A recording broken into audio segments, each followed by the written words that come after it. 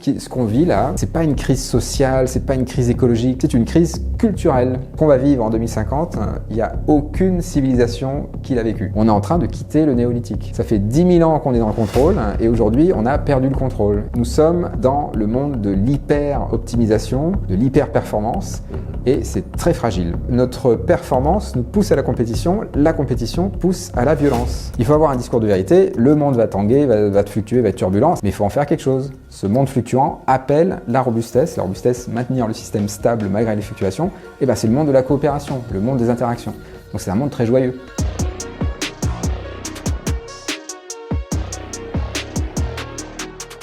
Limites planétaires, limites de ressources, limites humaines, ce sont nos thématiques, ce sont nos gros sujets.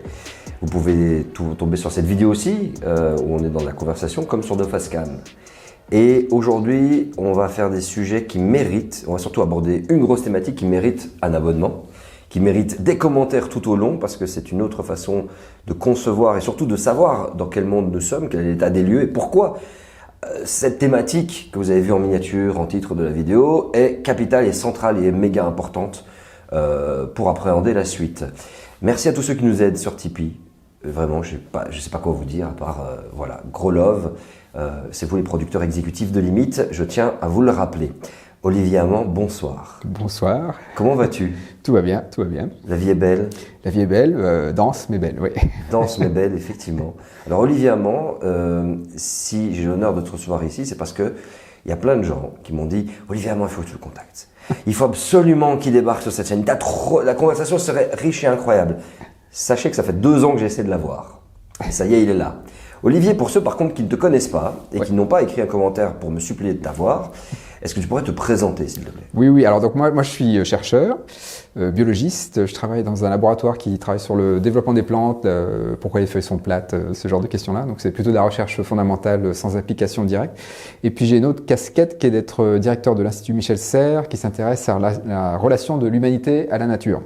Et donc, Michel Serres, c'était un philosophe du terroir et des techniques, plutôt philosophie des sciences, et qui a écrit un bouquin qui s'appelle Le Contrat naturel, et qui, en gros, si je le dis un peu brutalement, dit que la loi de l'offre et la demande n'a aucun sens, parce que la loi de l'offre et la demande, ça fait l'hypothèse que la nature est gratuite et illimitée. Donc, c'est des humains qui s'échangent des biens et des services dans un décor qu'on peut déstocker à l'infini.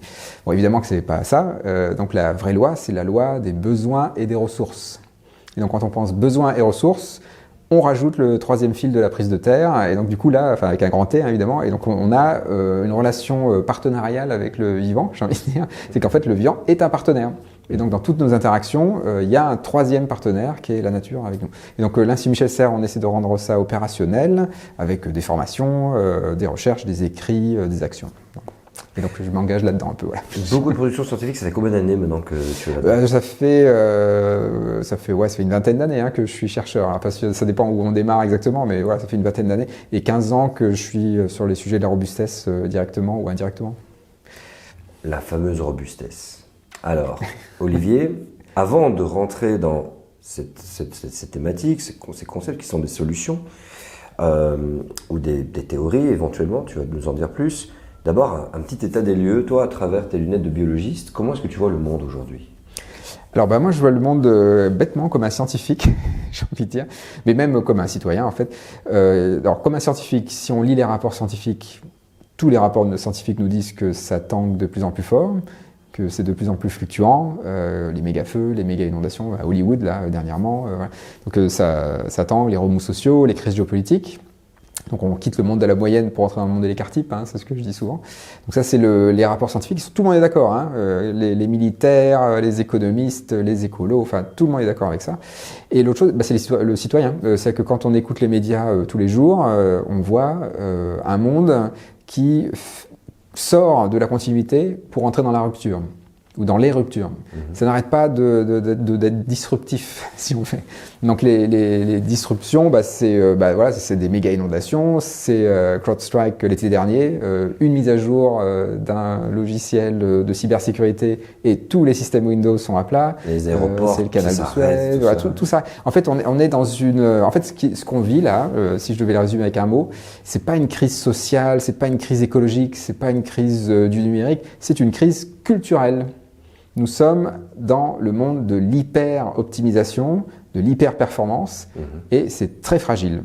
Et c'est en train de se fracturer, de se casser de tous les côtés. Parce que c'est tellement fragile que là, le moindre petit grain de sable, et ça lâche. Et tous les jours, c'est comme ça. Est-ce que pour toi, les burn-out et les bullshit jobs font partie de cette crise culturelle? Bien sûr. Le burn-out, alors le burn-out, donc c'est une condition médicale, mais finalement, je pense qu'on vit chacune des moments dans sa vie, on n'est pas très loin d'un burn-out. On sent bien qu'on tire sur la corde un peu.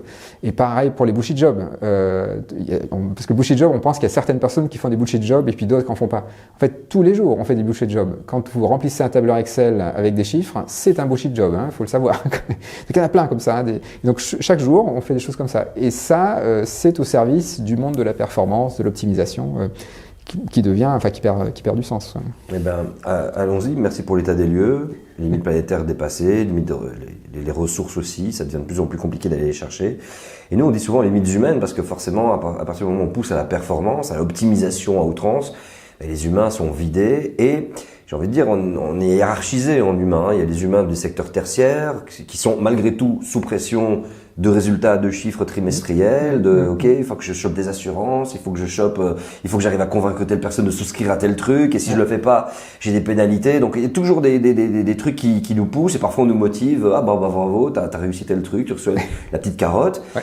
Mais à la fois, quand je dis qu'on est hiérarchisé, c'est-à-dire que si tu vas dans le Nord Kivu, les mines du Congo, pour récolter le coltan, cobalt, dans tout ce qui est mine artisanale, dans tout ce qui est plantation, et ce qu'on voit aux États-Unis, dans les fermes, des gens qui courent pour avoir le maximum de fraises, des Mexicains qui travaillent dans ces fameuses fermes, et qui courent, ils ne marchent pas, ils courent parce qu'ils sont payés au quota. Et donc, ils sont dans l'optimisation à outrance, être payés moins, mais ils se disent que si je dépasse un peu mes limites humaines, et que je me fatigue un petit peu plus chaque jour, je vais gagner un petit peu plus chaque jour. Et en fait, on a l'impression qu'on est dans un système économique totalement hiérarchisé qui pousse à la performance partout. Et moi, ma question c'est, est-ce que c'est pas inhérent au vivant, ça? Est-ce que c'est inhérent? Ah oui, il y a une pulsion de performance. En fait, alors, il y a une pulsion de performance pour des êtres vivants quand ils sont dans le monde de l'abondance. C'est un peu contre-intuitif. Explique-nous ça. Alors voilà, donc un être vivant qui serait dans un environnement très très riche va faire beaucoup de compétition et beaucoup de performance. Un exemple tout simple, c'est le parasite. Un parasite qui, en général, c'est par exemple, Darwin en a trouvé il en a trouvé plein d'ailleurs, mais il en a trouvé un, c'est un petit arthropode, une barnacle qui se pose sur la peau des requins et qui en fait se branche directement sur les fluides interstitiels de la peau du requin. Du coup, ce truc-là, il a accès à une abondance de ressources et donc du coup, qu'est-ce qu'il fait ? Il perd des pattes, il perd des fonctions, ça devient plus qu'une boule finalement physiologique qui juste se pompe, qui se branche sur le système du requin. Hyper performant, dans la compétition, il est en compétition. Il en a plus 20, il s'optimise. Au cours d'évolution, il s'optimise. Donc il perd des fonctions, il perd des compétences. Des frissons parce que j'ai fait le parallèle avec un truc de l'humanité. Mais continue. D'accord. Oui, c'est ça. En fait, nous, on est comme ce parasite. C'est qu'en fait, on est devant Internet, c'est notre fluide interstitiel, finalement. Ce flux de données là, c'est notre nouveau fluide qui fait qu'on perd des fonctions. On ne sait plus reconnaître les pas de certains animaux, les empreintes des animaux dans la forêt ou le chant des oiseaux, par exemple. On a perdu des fonctions. Capacité de mémoire, même nos mâchoires se réduisent parce qu'on mange des choses de plus en plus mâchées, etc. Donc en fait, nous aussi, on se spécialise. Et donc on n'est pas hors du vivant, les êtres humains. En fait, on est comme les autres êtres vivants quand ils sont dans un milieu abondant en ressources. Et alors si je devais le caricaturer, mais depuis qu'on a inventé l'agriculture, quelque part, on est un peu tombé dans le piège de la performance parce qu'on a créé un environnement abondant en ressources. On a sécurisé la prise alimentaire. Ce qui était plutôt sympa au départ, mais sauf que c'est un piège. C'est-à-dire qu'en fait, on se met dans un monde d'abondance qui appelle encore plus d'abondance. Du coup, les plantations, la colonisation, la mécanisation, la centralisation. Exactement, la centralisation, qui permet la colonisation. Enfin, tout ça se parle. Et du coup, qui renforce un système qui permet d'aller chercher plus loin et plus profond. Voilà, de façon plus efficiente, plus efficace, etc.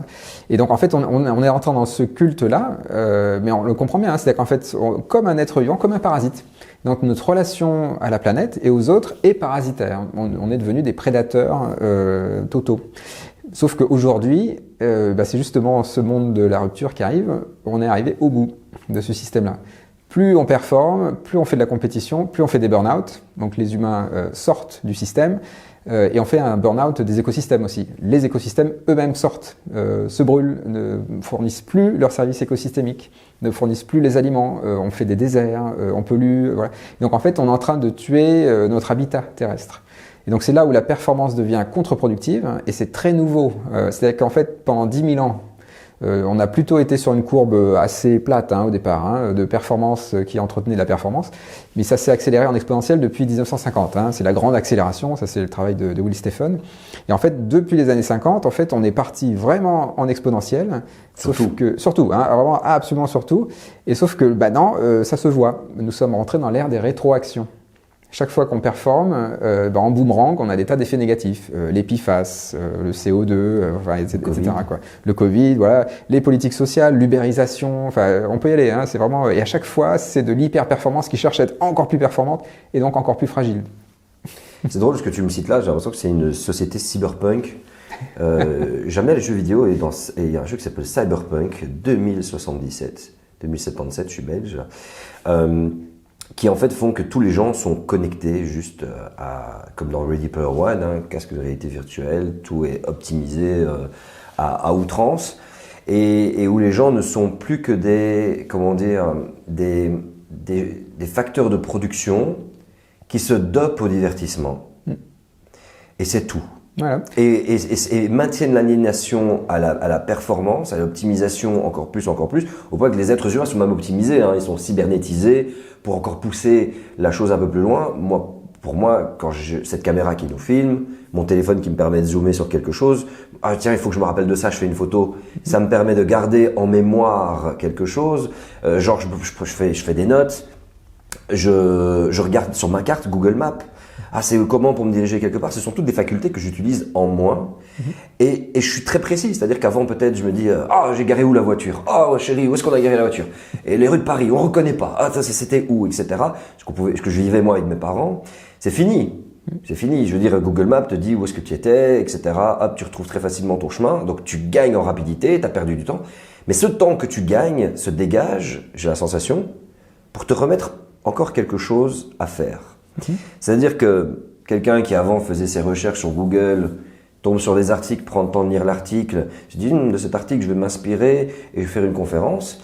Non, c'est ChatGPT, écris-moi une conférence sur truc, c'est fait. Donc il y a un gain de temps d'une journée qui passe à 1 heure de temps, sauf qu'il te reste alors 7 heures de temps libre, indépendant ou quel que soit ton truc, et ces 7 heures de temps libre t'amènent à rajouter des choses qui fait que tu veux faire plus de choses et tu as de nouveau optimisé, surperformé. Je voudrais un peu ton feeling là-dessus, si tu as d'autres exemples. C'est en fait le temps qu'on a gagné grâce au numérique, on le donne au numérique.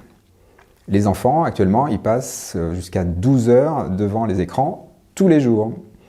12 heures tous les jours. 12 heures tous les jours. Donc c'est hallucinant quand même. Donc ça veut dire que, en fait, ça c'est de l'effet rebond typique. On fait des technologies très performantes qui nous font gagner du temps, qui sont plus performantes. On pourrait se dire, ça nous libère du temps pour faire des loisirs, pour faire des tas de choses. Non, passer du temps avec ses enfants, voilà, exactement. Mais en fait, non. Ce qui se passe, c'est que ça crée des nouveaux besoins. Du coup, on se dit, vu que je peux résumer avec ChatGPT un livre en quelques secondes, je vais résumer 1000 livres. Et du coup, et puis après, je vais faire des jeux vidéo. Enfin, tout un truc. En fait,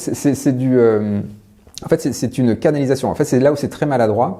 C'est que, en fait, quand on a la révolution numérique, elle arrive à un moment incroyable. C'est quand même dans les années 60-70. En gros, c'est depuis les années 50, grosso modo, mais ça se développe beaucoup à ce moment-là. La révolution Internet, en fait, au départ, c'est plutôt un projet gauchiste. C'est plutôt des hippies, les communautés, l'open source, tout ça. Donc, on se dit, ça, c'est plutôt sympa. Ça, on se dit, on arrive dans un moment avec les limites des ressources, donc frugalité, donc coopération, interaction. Le monde hyper connecté. Et c'est aussi ce qu'on voit en biologie.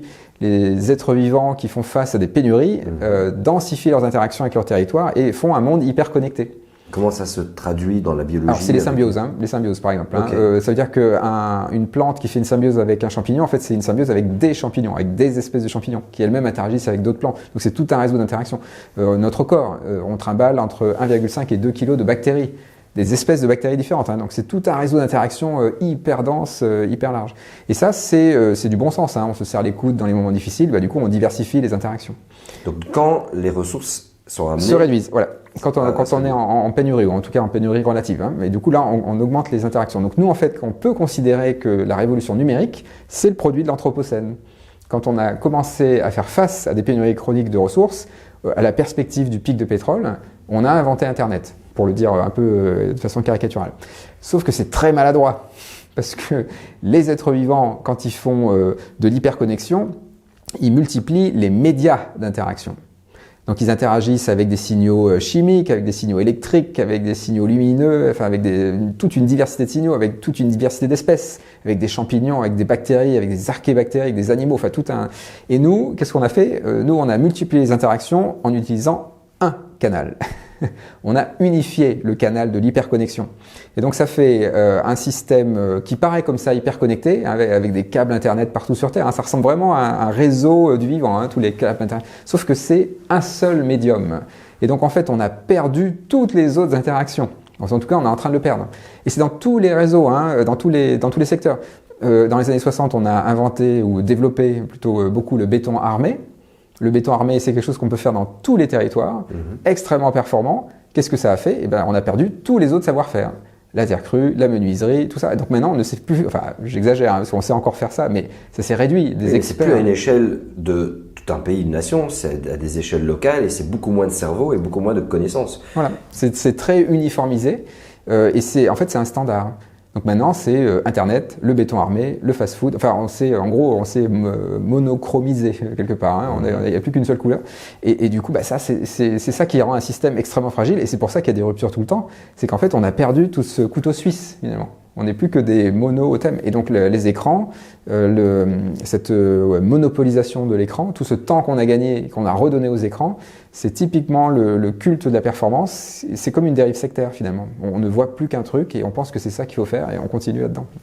Et pour toi, ces éléments déclencheurs, c'est dû à la révolution agricole, donc d'il y a 6000, moins 10 000 ans? Ouais.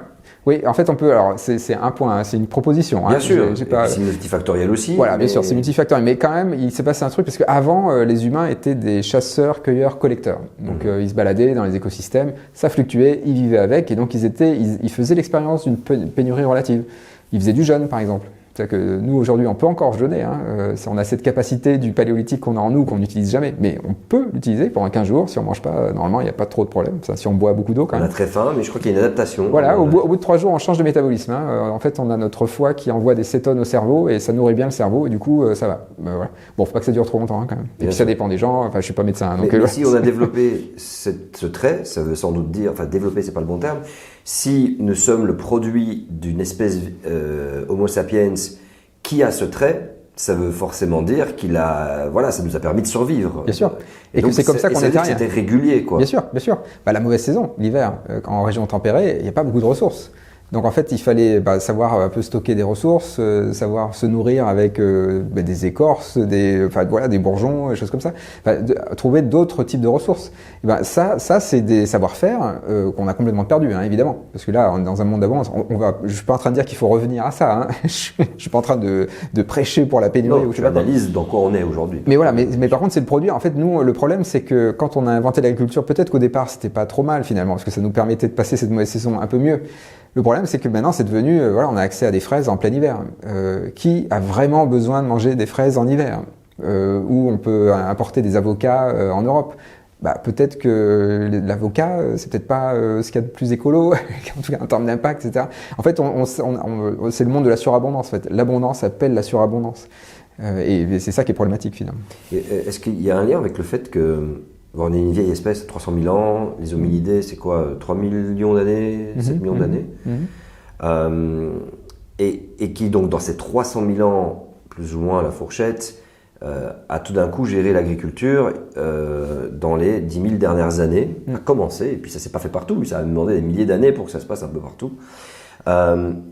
Mais alors, c'est ça que je me pose la question. Que se passe-t-il à partir du moment où une espèce vivante humaine évolue dans un environnement avec des conditions pendant des centaines de milliers d'années, de génération en génération, il y a des mutations, il y a de l'évolution, et que ceux qui survivent sont adaptés de nouveau le mieux possible. Donc ça veut dire qu'il y a une optimisation, tu m'arrêtes si je me trompe, je ne suis pas biologiste, c'est mon interprétation.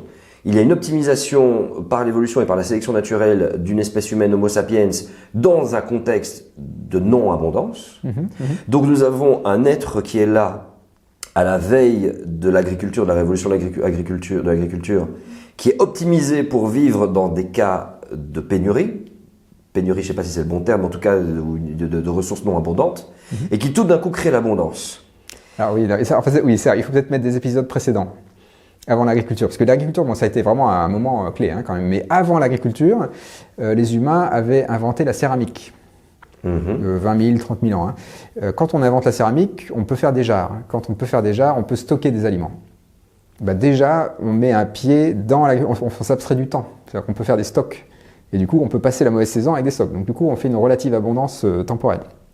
Et avant la céramique, on avait aussi, quand je dis on, c'est l'humanité, avait inventé une forme de culture artistique. La grotte Chauvet, les dessins au fusain. Voilà. Quand on fait de la culture, alors c'est un peu contre-intuitif, mais quand on fait de la culture, en fait, on peut unifier. Parce qu'en fait, on rassemble autour d'une culture commune. D'un sens. Voilà. Ouais. Et du coup, ça, on peut considérer que ça a aussi été un ferment. Parce qu'en fait, quand on s'homogénéise autour d'une culture commune, c'est plus facile pour en fait après centraliser finalement un effort. Et en fait, ça devient plus performant aussi. Donc de ce point de vue-là, alors j'aurais pas parce que là, j'adore la grotte Chauvet par exemple. C'est extraordinaire quand même ça. Mais on peut considérer aussi que la face cachée de ça, c'est que c'est aussi le premier pas vers une communauté qui se sort des autres êtres vivants et qui commence à avoir un mythe commun. Qui est en dehors de son environnement. Voilà, exactement. Et qui du coup là, en fait, quand on a un mythe, ça veut dire qu'on devient extraterrestre quelque part. Ouais. On a une entité qui nous dépasse, qu'on accueille et même qu'on prêche, un dieu, etc. Le PIB, pardon. Ouais, par exemple. On est en train de parler de l'ancêtre du PIB, vous vous rendez compte quoi. Exactement. Mais exactement, mais c'est ça. Mais en fait, quand on commence à avoir un mythe commun, ça centralise, ça fédère, et là, ça peut devenir problématique. Si en plus ce mythe se relie à l'agriculture ça crée l'État aussi. Quand on a l'agriculture, il faut gérer cette abondance, du coup la distribuer les dividendes. Du coup, c'est la politique née de l'agriculture. Enfin, on voit comment la culture unifie, l'agriculture le rend sur le physique, le métabolisme humain. Mais du coup, l'État gère notre métabolisme finalement par l'agriculture. Et après, donc c'est un système performant centralisé qui va nous pousser à encore plus de performance. Mais j'ai envie de dire, c'était pas, il y a 10 000 ans, c'était des petits territoires qui subissaient encore des très grosses fluctuations environnementales. La nuit, par exemple, on ne travaillait pas parce qu'il n'y avait pas d'ampoule. Et puis en ville, on n'allumait pas des bougies parce qu'il y avait beaucoup trop de risques d'accidents d'incendie. Ça aussi, on a optimisé. Bien sûr. Maintenant, voilà, on peut travailler tout le temps, en permanence. Et donc c'est là où en fait le problème, c'est pas tellement l'agriculture, la grotte Chauvet ou la céramique, c'est ce qu'on en a fait aujourd'hui.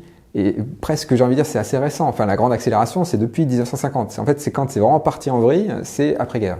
Et en fait, un des ferments de cette vrille, c'est les guerres. En fait, c'est que quand on a eu accès au charbon, au pétrole, et donc là, d'un seul coup, à une énormité de ressources abondantes, d'énergie qui décuplait d'un seul coup nos capacités, c'est ce que dit Jean-Marc Jancovici, 200 humains par humain, quoi. Voilà, c'est 200 robots par humain. Esclaves énergétiques. Esclaves énergétiques, voilà. Ça veut dire que d'un seul coup, on a eu accès à une abondance énergétique. Qu'est-ce qu'on en a fait? 2 guerres mondiales. Faut le dire. Ça c'est Georges Bataille, la Parmodite que je cite souvent, mais c'est ce qui s'est passé. Et notre performance nous pousse à la compétition pousse à la violence. On dissipe l'excès d'énergie. Et donc ça, c'est un vrai problème. Et aujourd'hui, on dissipe cet excès d'énergie, donc on fait des guerres entre humains, mais surtout, on fait une guerre à la vie. On brûle les écosystèmes. Quand tu parles de cet excès d'énergie, tu parles d'énergie en surplus qui dépasse en fait nos besoins élémentaires. Bien sûr. Et qu'on utilise pour tout et n'importe quoi. À la corde, aller sur le téléphone, regarder une vidéo limite. C'est pas inutile. Mais voilà, et que celui-là, en fait, a été utilisé effectivement pour encore plus pousser, enfin, nous a amené à des cas de violence. Ouais. Mais justement, pourquoi est-ce que nous optimisons constamment? C'est un fait inhérent à la vie et donc des espèces vivantes sur un stock d'abondance. Voilà ce qui se passe? Ou il y a quelque chose, une particularité de l'humanité? C'est ça, parce que tu as cité des exemples en disant ouais, c'est vivant, mais c'est-à-dire qu'en fait, ça nous ramène vraiment. Alors, on va sortir de l'anthropocentrisme. Oui. Est-ce que c'est ça? Et donc, en fait, l'humain est simplement, comme toutes les autres espèces vivantes, en train de taper dans son stock, et puis c'est tout, et on va le faire jusqu'à la dernière goutte. Alors, alors de ce côté-là, il y a une partie qui est vraie. Oui, nous sommes comme des êtres vivants, tous les autres êtres vivants. Quand on est dans l'abondance, on fait de la compétition, de la performance. L'histoire humaine le démontre. Donc de la fourmi aux termites, en passant par les oiseaux, en passant par les plantes, c'est une règle générale du vivant. J'allais dire par les cochons, par les champignons. Ouais. Donc tout ce qui est vivant sur Terre fonctionne avec c'est incroyable parce que c'est une définition de la vie que je trouve géniale. Alors, enfin, c'est qu'une partie de la vie. Hein. Ça, en fait, quand on va au parc et qu'on balance plein de miettes, les pigeons vont se battre pour les manger. Abondance, compétition. En fait, on le voit tous les jours, hein, ça. Donc, mais ça, c'est qu'une partie du vivant. Et en fait, c'est l'exception. Parce que sur Terre, la plupart des écosystèmes ne sont pas dans l'abondance. La plupart des écosystèmes, ça fluctue au cours du temps. Donc il y a des moments de pénurie relative, hein, c'est pas forcément des pénuries totales, hein, mais juste des moments où il y en a un peu moins. Et du coup, qu'est-ce qui se développe dans ces écosystèmes qui sont encore une fois dominants sur Terre? De la coopération, de la robustesse. Et c'est le contre-modèle. Donc en fait, nous les humains, on est comme les êtres vivants, mais la partie des êtres vivants qui sont dans des mondes abondants. Alors par contre, il y a quand même un bémol, c'est que les êtres vivants ne sont pas des fourmis. Complètement quand même, hein. Il y a des grosses différences quand même. Alors la première chose, c'est que nous sommes des sociétés organisées avec des jeux de pouvoir. Alors les jeux de pouvoir, alors on pourrait dire que dans le monde vivant, il y a des jeux de pouvoir aussi, c'est des jeux de compétition. Hein, donc on pourrait presque dire que ça va encore. C'est une optimisation du jeu de pouvoir. Voilà, c'est des jeux de pouvoir plus complexes, on va dire, avec des dimensions sociales, avec des mythes que les rites, les fourmis ont des rites, mais n'ont pas des mythes, par exemple. Hein, enfin des mythes MYTH, ça commence à être c'est pas des termites. Mais elles ont pas une culture, elles n'ont pas des grottes chevées. Voilà. Donc elles n'ont pas des mythes communs. Donc ça c'est une vraie différence entre les humains et les autres. Et l'autre différence aussi, c'est que les humains, justement, ont accès à l'écriture qui nous permet de construire des mythes. En fait, de faire des cultures communes et de se projeter dans le temps long, de se projeter dans le passé et dans le futur, dans le temps très long. Ça, c'est très différent des autres. Voilà, exactement. En plus, c'est exactement. Voilà. Et donc, c'est ça qui est extraordinaire, c'est qu'on a accès au temps très très long. Et donc ça, c'est une vraie différence par rapport aux autres non-humains. Et bien en fait, on pourrait se dire, du coup, les humains pourraient utiliser ça justement pour comprendre dans quel monde ils sont, et justement pour dérailler de cette trajectoire. Alors c'est ça qui est extraordinaire, c'est que c'est très paradoxal, mais quand les humains ont accès au temps très long, dans le futur ou dans le passé, ils congèlent le futur. Ils font de la cryopréservation, ils font des banques de graines. Donc en fait, on congèle le futur. On veut surtout pas le changer. Et ça, c'est parce qu'on a peur. Puisqu'on voit ce qui va venir, on a un peu une réaction de retrait. C'est l'autruche. Hein. En fait, si on ne sait pas ce qui va venir, finalement, peut-être qu'on ferait des choses peut-être plus aléatoires, plus drôles. Mais là, en fait, parfois, c'est le déni qui fait qu'on reste vraiment dans son... C'est aussi une particularité de notre évolution, le déni. Oui, c'est aussi pour vivre sereinement. Hein. Enfin, on peut le comprendre aussi. C'est d'un point de vue psychologique, si à chaque fois qu'on entend une info terrible dans les médias, si vraiment on le prenait pour ce que c'est, on sortirait plus dans la rue. Hein. L'éco-anxiété, ça commence à venir. D'ailleurs, on se rend bien compte qu'on n'arrive plus vraiment à être serein. On revient à ce que tu avais dit, une crise culturelle, c'est ça que tu avais dit. C'est ça, c'est une crise culturelle. Et donc on y est, puisque aujourd'hui, tout ce en quoi on a cru, voilà, maison 4 façades, augmentation du PIB, tout ce que vous voulez, enfin tous les mythes qui ont été créés, que ce soit par la religion, par le système économique, par les religions, par différentes spiritualités, tout ce que tu veux, aujourd'hui font face à des contraintes qui est inédit, il faut les dire, depuis dans l'histoire de l'humanité, enfin ça c'est à si grande échelle, c'est quand même incroyable, c'est-à-dire on vit vraiment une époque où on a créé quelque chose qui nous a amené sur la notion de nos limites, mais sauf qu'aujourd'hui il y a une limite. Voilà. Vous avez capté le nom de la chaîne. Et prendre en compte cette limite-là, comme tous nos récits, nos croyances et notre système de valeurs et notre morale et notre éthique et tout, c'est construit autour de nos limites, je pars dans mon raisonnement, c'est-à-dire que maintenant qu'on se retrouve face à ça, c'est le déni d'abord parce qu'on se dit non, c'est pas possible, on doit protéger ce en quoi on a cru parce que ça, on perd le sens. Et perdre le sens, ta société se disloque. Et j'ai l'impression que, en fait, aujourd'hui, elle se disloque. La polarisation. En fait, ce que je dis parfois, c'est qu'en fait, à notre époque là, quand on n'est pas dans le déni, en fait, on réalise qu'on est dans un monde fini. Fini dans le sens où on a occupé tout l'espace, même le temps, puisqu'on est aussi actif la nuit, donc on a vraiment occupé tout l'espace-temps. Et donc, quand on a occupé tout l'espace, qu'on réalise qu'on est dans un monde fini, où est notre infini? Où se trouve-t-il?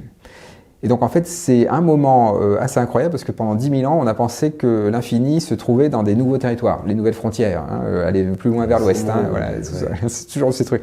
Maintenant, on fait on pense à Mars, l'astéroïde mining. Enfin, voilà, quand on en est là, c'est que c'est vraiment du délire, du déni pour le coup. Donc, on pense que le monde n'est toujours pas fini. Ça, c'est pour ceux qui n'ont pas compris. Ceux qui ont compris que le monde était fini, en fait, il faut chercher un infini ailleurs. Et ben, cet infini ailleurs, c'est très simple. On est arrivé à la finitude du monde matériel. L'infini matériel est terminé. Voilà. Mais par contre, le nouvel infini, c'est l'infini des interactions. C'est que maintenant, c'est un infini immatériel. Ce sont nos interactions, alors entre humains, avec les non-humains, c'est là que ça se passe maintenant. Et c'est exactement ce qui se passe chez les êtres vivants. Un parasite qui est dans l'abondance de ressources, son mode de vie est basé sur l'infini matériel, il gère l'abondance des ressources et il réduit énormément ses interactions avec les autres. Il est vraiment en mode monolatéral avec son hôte et il n'interagit plus avec personne d'autre. La source d'énergie est là. Voilà, c'est ça, il a l'abondance. Donc si la source d'énergie est là, ça sert à rien les autres. Merci exactement. Les gars. Exactement, ça se défend très bien, d'un point de vue évolutif, ça va très bien. Et donc du coup, à l'instant T, il gère l'abondance matérielle. Un être vivant qui est dans un milieu pénurique ou en oscillation, instable, dynamique, avec des pénuries chroniques, il va plutôt faire des coopérations, des symbioses. Et là, ça veut dire qu'il va multiplier les interactions et donc il a basculé de l'abondance matérielle à l'abondance des interactions. Et donc c'est exactement ce qui est en train de se passer maintenant pour nous, les sociétés humaines. On est en train de quitter le monde de l'abondance matérielle et qu'est-ce qu'on voit apparaître? Alors, la version maladroite du numérique, qui a une première ébauche donc maladroite de ces hyper-interactions. Mais ce qu'on voit surtout apparaître, c'est les coopérations, les sociétés coopératives, les conventions citoyennes, le tout réparable, l'agroécologie. Tout ça, c'est basé sur des fortes interactions entre humains, mais aussi avec les non-humains. L'agroécologie, c'est basé sur de la biodiversité cultivée. Donc c'est la richesse des interactions entre les êtres vivants du territoire qui fournissent de la stabilité des rendements agricoles, etc. Donc en fait, là, on est en train de basculer dans ce monde-là. Mais c'est incroyable. En effet, moi je pense qu'on est dans une époque absolument exceptionnelle. On est en train de quitter le néolithique. Ça fait 10 000 ans qu'on est dans le contrôle et aujourd'hui on a perdu le contrôle. Et donc on va apprendre à vivre en ayant perdu le contrôle. Et ben c'est en multipliant les interactions qu'on vit en ayant perdu le contrôle. Et c'est vrai parce que tu vois l'infiniment petit de comment ça fonctionne dans la vie pour en fait projeter comment nous, en tant que super-organisme, c'est comme ça que je nous nomme, l'humanité, on est un super-organisme insatiable qui se rue sur cette abondance en énergie, énergie fossile, en matière. Et puis il y en a moins, ça va se disloquer et il va falloir se dire toi tu as ces connaissances-là, toi tu as ces connaissances-là, comment est-ce qu'ensemble on va réussir à collaborer il y a quand même un petit risque. Il y a un petit risque, et donc ça c'est ce qu'avait bien dit. Comment on va se péter la gueule ou alors on peut rester dans le déni. C'est ce qu'avaient dit les Meadows dans le rapport au Club de Rome. C'est qu'il y a parmi les 12 scénarios du rapport au Club de Rome. Donc c'est une courbe en cloche où en fait on voit que on est exactement là au milieu. On est au moment où ça tourne, où ça bascule. Le problème c'est qu'on pourrait se dire oui mais en fait il y a quand même d'autres ressources qu'on peut aller puiser au fond des océans, les nodules polymétalliques, les astéroïdes, Mars, voilà. Alors le modèle a été fait, les Meadows ont fait le modèle, accès à des ressources abondantes d'un seul coup. Si on avait accès à ces ressources, qu'est-ce qui se passe? Oui, il y a cette option dans Release to Growth, c'est juste d'un coup on trouve un truc. Voilà, on trouve des ressources comme ça gratuites, qui arrivent ou quasi gratuites. Qu'est-ce qui se passe? Alors c'est extraordinaire. La courbe en cloche, c'est la même, on ne change pas la trajectoire. Qu'est-ce qui se passe si on multiplie les pollutions? On ne fait que multiplier les pollutions. Donc c'est ça qu'il faut dire à ceux qui veulent faire du deep sea mining, de l'astéroïde mining et tout ça. Ça c'est chercher d'autres ressources. La fusion nucléaire. Voilà. En fait c'est des stratégies pour augmenter l'accès aux ressources qui va ne faire que plus de pollution, plus de violence, plus de performance. Ça ne va rien changer à la trajectoire. Donc c'est des projets qu'il faudrait arrêter immédiatement. Il faudrait surtout qu'on se développe, le faire avec. Il faut arrêter le aller vers. Parce que ça paraît intuitif ce que tu dis là. Ah bien absolument, c'est du bon sens paysan quelque part. C'est qu'en fait quand on est dans un monde fluctuant, il faut faire avec son territoire et donc densifier, multiplier les interactions avec son territoire, pas chercher d'autres béquilles numériques minérales ailleurs. Mais tu vois, mais c'est là qu'on est. Donc ce moment charnière où les rapports Meadows, tout part à la baisse, c'est flippant. Et moi, je crois qu'il y a tu me dis, tu es biologiste, donc tu vas encore mieux être plus précis que moi. Soit on coopère, soit on se tape dessus. Moi, c'est le se tape dessus qui me fait peur. Parce que je vais être très honnête avec toi, il y a un gâteau devant nous. Tranquille, Olivier, c'est le dernier gâteau qui reste. Avec la culture que j'ai aujourd'hui, c'est ça. l'éducation que j'ai et l'éducation que tu as, on va se partager, on va essayer de faire en sorte qu'on va voir combien de temps on peut tenir. Puis dès qu'il reste plus qu'une part et que ça commence à faire très mal au ventre, j'ai peur de perdre ma culture.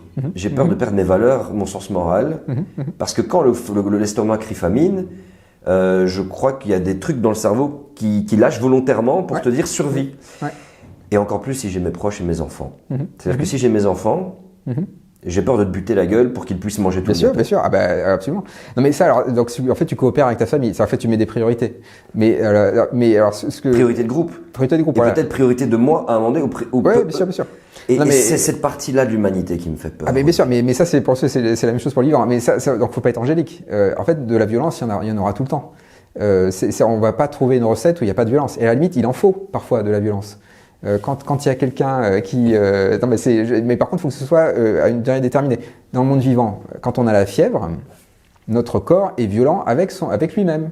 Et en fait, on est en train de booster la performance des enzymes qui s'épuisent et qui sont violentes avec les cellules de notre corps. Donc en fait, c'est pour ça qu'on est claqué quand on a la fièvre, c'est qu'on est très fatigué, parce que notre corps est violent avec lui-même.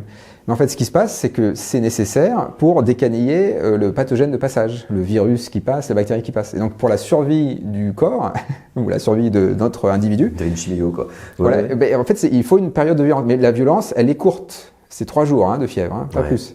Et en fait, c'est ça la force du vivant, c'est que la performance est dans le monde vivant, toujours pareil, en pénurie chronique de ressources, le vivant normal, on va dire, dans les écosystèmes où il y a de la symbiose et tout ça, la norme générale. C'est en fait, il y a des moments de violence, mais qui sont courts. C'est comme le pompier qui va au feu. Le pompier qui va au feu, il fait de la violence. Enfin, il se contre son corps, c'est qu'il est il fait du sport, il se pousse un peu, quoi. Enfin, il va aux limites, justement, il va pas très loin de ses limites. Mais si c'est un bon pompier, il sait s'arrêter quand il faut. Et il rentre chez lui après. Mais par contre, il a été violent pendant un moment. Le problème, c'est qu'on a dans un monde abondant en ressources, c'est qu'en fait, on peut être violent tout le temps. Et c'est exactement ce qui se passe quand les 2 guerres mondiales, charbon, pétrole, on a été violent pendant très longtemps. Parce qu'on a accès aux énergies abondantes, à de la matière, parce qu'on a colonisé qui permettait d'extraire. Donc on avait une chaîne d'approvisionnement efficace. Et à ce moment-là, on se dit, on en veut plus, on peut aller taper la gueule au voisin pour récupérer. Parce que c'est ça la guerre, en fait. Le fond de la guerre, c'est pas genre, j'aime pas parce qu'il a telle couleur de peau. Non, on justifie, je pense, la guerre sur des oppositions de xénophobie et justifier auprès de ton peuple qu'on va taper leur gueule parce qu'ils parlent pas la même langue, parce qu'ils ont un fait sur la langue, ou parce qu'ils ont une couleur de peau, ou parce qu'ils ont une autre religion. Mais c'est les ressources. Donc en fait, l'idée, c'est de nouveau faire la guerre pour optimiser davantage les ressources et la centralisation de ces ressources. Et aussi pour des mythes. En fait, tu me dis si je me trompe. Oui, alors pour moi, il y a aussi les mythes. C'est-à-dire qu'en fait, les nazis, par exemple, ils avaient certaines... En fait, ils voulaient... Julian Chapoutot en parlerait bien mieux que moi, mais de ce que j'ai compris, en étant un citoyen lambda, mais les nazis voulaient recréer un mythe d'une Allemagne, d'un Reich mythique, avec le sang, tout ça, et avec voilà, exactement. Et puis le mythe d'une performance positive. Enfin, vraiment, c'était des fanatiques de la performance, les nazis, à tous les échelons. Et donc en fait, ils ont créé... inventé la démocratie un peu, non? Oui, bien sûr, le management, tout ça. Voilà, il y a beaucoup de choses qui sont inspirées. Vous avez donc posez-vous des questions sur vos patrons. Vas-y, continue. Mais c'est ça. En fait, donc il y a beaucoup de choses qui stimulent la guerre, et c'est pas que les ressources. En fait, souvent, on pense qu'on fait des guerres de ressources pour avoir plus de ressources. Alors c'est vrai, l'Irak, le pétrole, etc. Mais justement, pourquoi on va en Irak pourquoi les États-Unis vont en Irak? Il y a plein de raisons. Enfin, c'est très multifactoriel. Mais c'est quand même en 2003, c'est le moment où ils passent leur pic de pétrole. Ils l'ont passé en 70, le pic de pétrole, et on passe le pic mondial de pétrole en 2006, entre 2006 et 2008, avant le gaz de schiste et avant les biocarburants. Et donc en fait là, ça commence à être un peu tendu. On peut se dire, on va aller chercher la ressource. Mais en fait, c'était surtout pour des tas de guerres de pouvoir internes aussi. Donc en fait, c'est toujours multifactoriel. Ce que je veux dire, c'est que la guerre des ressources, je ne voudrais pas donner l'impression qu'on va en guerre pour chercher des ressources. En fait, très souvent, parce qu'on a des ressources, on va en guerre. C'est plutôt ça. Cette nuance est intéressante, est importante. Mais c'est des ressources qui nous offrent la capacité d'aller en guerre. Exactement. Si on n'a pas de ressources... Oui, voilà. Si tu peux pas aller péter la gueule d'un gars et prendre ses ressources, si toi-même, en fait, t'as pas de quoi nourrir ton armée. Exactement. Donc le postulat de base, on va dire les prédispositions de base, c'est d'être puissant. Ouais, exactement. En fait, les pays pauvres ne peuvent pas faire la guerre. Ils n'ont pas les moyens. Ils doivent juste accepter de se faire coloniser. On a vu avec le Liban, dernièrement. Oui. Ouais. C'est un pays qui ne peut pas résister. Ils n'ont pas les moyens de résister. Donc la révolution industrielle et l'usage du charbon était un élément déterminant dans la colonisation de l'Afrique. Oui, bien sûr, bien sûr. En fait, il y a plein de choses, évidemment. Mais là, je sors vraiment de mon champ de compétences. Mais c'est vrai que des pays coloniaux, la France, l'Angleterre, des pays centralisés, c'était puissant, très puissants, centralisés, donc hyper performants, pouvaient gérer des territoires distants parce qu'ils étaient centralisés. En plus, ils avaient accès au charbon. Donc du coup, ils font des plantations, ils font des colonisations, ils font des mines, qui continuent à nourrir leur système. Donc c'est une boucle d'amplification énorme. Donc en fait, on en sort là. C'est intéressant heureusement, parce que les zones les plus puissantes aujourd'hui au monde sont celles dans l'histoire, Union soviétique, États-Unis, Europe, qui avaient et la Russie aussi, enfin je les ai cités, qui avaient des ressources abondantes en charbon. Donc dans cette révolution industrielle qui a permis la puissance d'ensuite décupler le truc. Et je trouve ça intéressant ce que tu es en train de dire, et on va ramener un parallèle à aujourd'hui. T'inquiète, la robustesse arrive, mais pour qu'on puisse bien comprendre pourquoi. Moi j'ai envie que les gens se disent ah ouais, la robustesse c'est comme la lampe là. Ah, robustesse. Mais step by step, parce que nous tournons ici à l'Académie du Climat, nous sommes en janvier 2025. C'est pas anodin. Trump et le Canada et le Groenland, c'est pas anodin de parler de tout ça. Oui. Dire ouais, ce serait bien que le Canada, on le récupère, ce serait bien que le Groenland, ça reste un pays très puissant qui vacille entre. Biden a fait énormément d'efforts pour la décarbonation. Il a annoncé Trump, drill baby, parce que ça reste la puissance. Et si tu veux, d'une certaine, à moins de faire une véritable transition et un truc ambitieux, en fait tu vas continuer, c'est plus facile de faire du court-termisme. La Russie de Poutine qui va récupérer, qui veut contrôler 100% de la Crimée, réserve de gaz de l'Ukraine, la deuxième plus grosse réserve de gaz avérée en tout cas sur Terre, et qui récupère comme par hasard la zone où il y a le plus de terres arables, qui tente de récupérer là où il y a le plus de terres arables, le plus de minerais de fer. Enfin voilà, je ne veux pas rentrer que dans ce truc-là. C'est bien sûr toujours multifactoriel et plein de choses. Mais c'est là qu'on constate qu'effectivement, cette rupture qu'on a atteint, cette abondance qui est en train de baisser, fait que, et ça a toujours été mon truc, c'est de me dire, les grandes puissances vont péter la gueule, partout ils pourront péter la gueule pour remettre parce que la Russie a du stock. Ah oui, ça par contre, c'est un pays qui a beaucoup de stock, oui, ça, ils ont des mines, ils ont... La Chine aussi dispose, et les États-Unis, et l'Europe. Malheureusement, l'Europe plus trop quoi.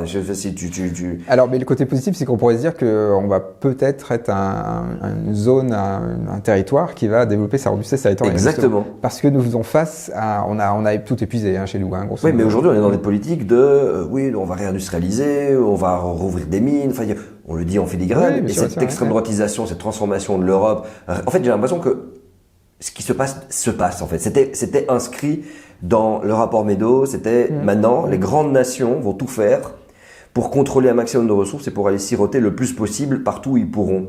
Donc le retour potentiellement des guerres de conquête. C'est vrai, mais alors s'ils ont suffisamment de puissance. La grosse différence, c'est que les pays puissants d'il y a un siècle, quand ils faisaient comme ça, ils déforestaient massivement, ils prélevaient du pétrole, etc. Ça se voyait pas trop en fait. Déjà, c'était pas la même culture à l'époque.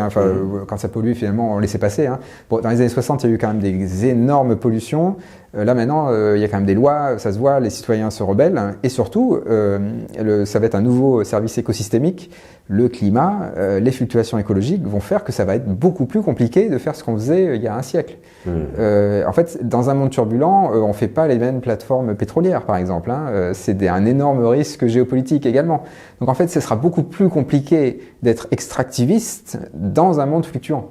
Et les fluctuations, finalement, vont, pour moi, empêcher cette route vers l'extractivisme délirant. Ce sera pas possible. Envoyer des fusées sur des astéroïdes pour miner, faut pas rêver. Faut un État qui fonctionne vraiment très très bien, beaucoup de sous, beaucoup d'énergie. Pour ramener quelle quantité de l'énergie dépensée pour quelle quantité. Voilà. Non, puis alors, déjà juste ça, mais même ça va pas marcher. C'est-à-dire que comment faire un programme spatial d'astéroïde mining dans un monde qui est fluctuant sur le plan social? C'est que quand la santé collapse aux États-Unis, et c'est ce qui se passe en ce moment, et ailleurs aussi, mais aux États-Unis c'est particulièrement criant, c'est plus possible. C'est qu'en fait, les gens se rebellent. Il y aura de l'insurrection avant qu'on fasse des fusées pour aller miner sur les astéroïdes. Donc le monde fluctuant, c'est aussi le côté positif, c'est que ça va nous arrêter dans notre trajectoire extractiviste. Ce sera plus possible. Mais ça, c'est vraiment une leçon de biologiste. C'est pour ça que les êtres vivants, quand ils sont soumis à des pénuries, ils ne font pas du parasitisme, ils ne font pas de l'extractivisme, ils peuvent pas. c'est physiquement pas possible. Ils tentent. Ouais. Ils peuvent tenter, oui, ils en font un peu. Dans les petites périodes de stabilité, ils tentent. Mais vu que la fluctuation arrive, et hop, on repart dans le mode robuste interaction, coopération. Donc en fait, ça sera beaucoup plus compliqué. Là, on a eu 10 000 ans de stabilité depuis le dernier âge glaciaire. Et puis, avec le pétrole, on a eu, on va dire, un siècle de vraiment d'hyperstabilité et d'hyperabondance. Cette période-là est terminée.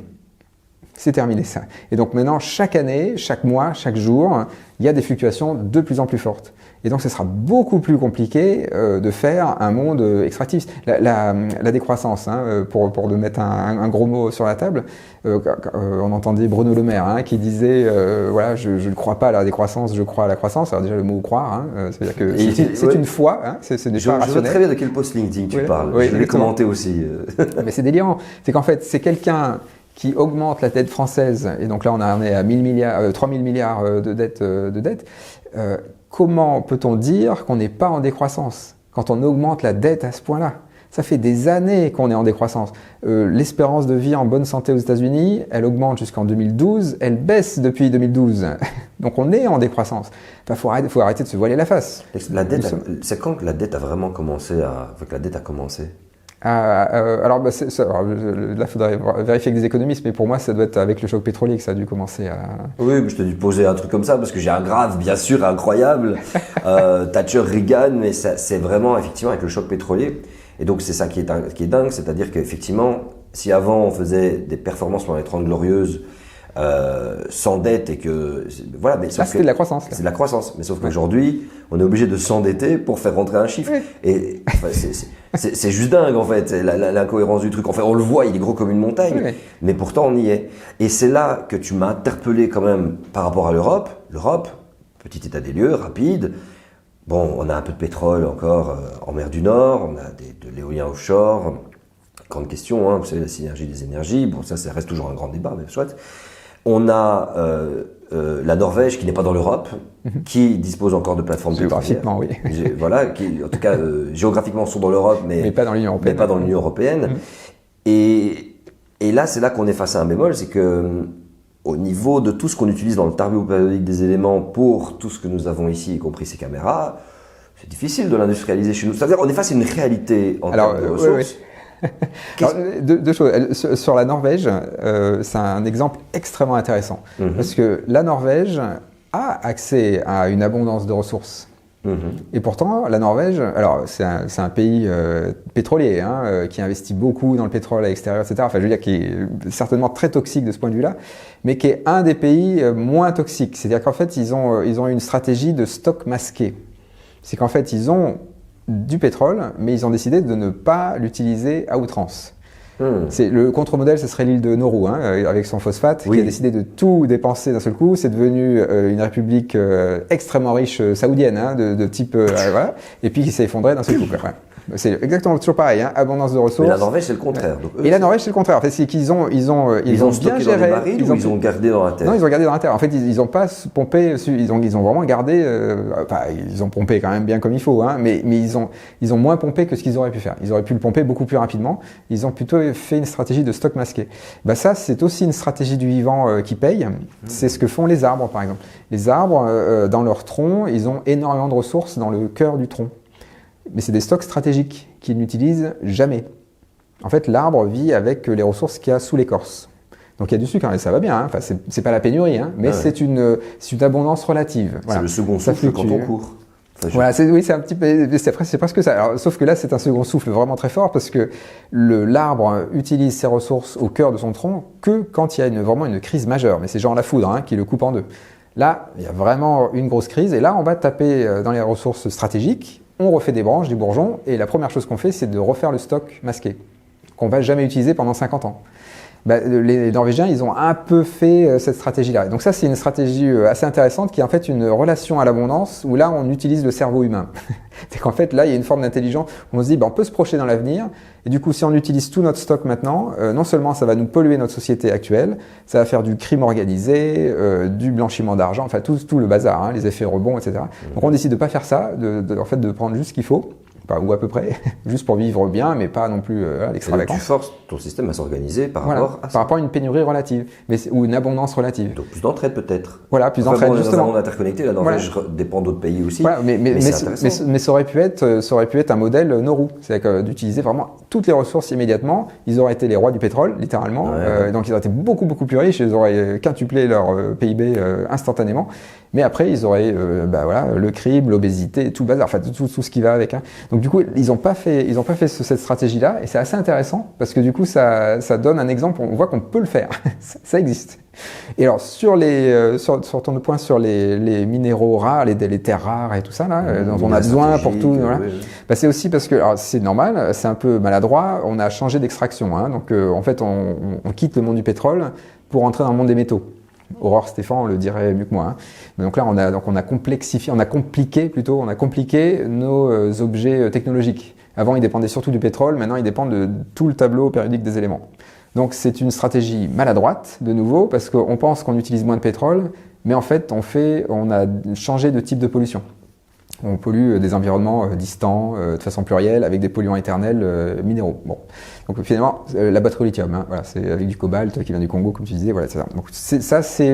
Donc c'est la partie maladroite. Donc l'étape d'après, c'est de remplacer le pétrole et les métaux par des molécules carbonées, biosourcées, biodégradables. Et là, produites localement. Et donc là, en fait, donc on n'y est pas encore. Hein. Il y a des technologies qu'il va falloir développer, mais on commence à avoir des stratégies pour ça. Ça, c'est pour le siècle qui vient. C'est le monde recarboné qui vient. Et ce monde-là, là, du coup, le territoire devient autonome. Et ce qui va faire le frein à la dérive de la performance, c'est le temps. Il faudra laisser pousser les plantes, laisser pousser les champignons, laisser pousser les bactéries. Il va falloir qu'elle pousse pour produire toute cette biomasse. Et puis toute cette biomasse, elle va d'abord servir les services écosystémiques. Donc nous, il va falloir qu'on se serve des déchets, de ce qui reste. Et donc ça veut dire qu'il n'y en aura quand même pas non plus pléthore. Donc ça sera une limite physique, biologique finalement, qui va nous limiter dans le sens où on aura assez pour pas être dans la pénurie, mais pas dans la surabondance, parce que notre limite, ça sera la capacité de photosynthèse des plantes, hein, grosso modo, hein, un rendement de 1%.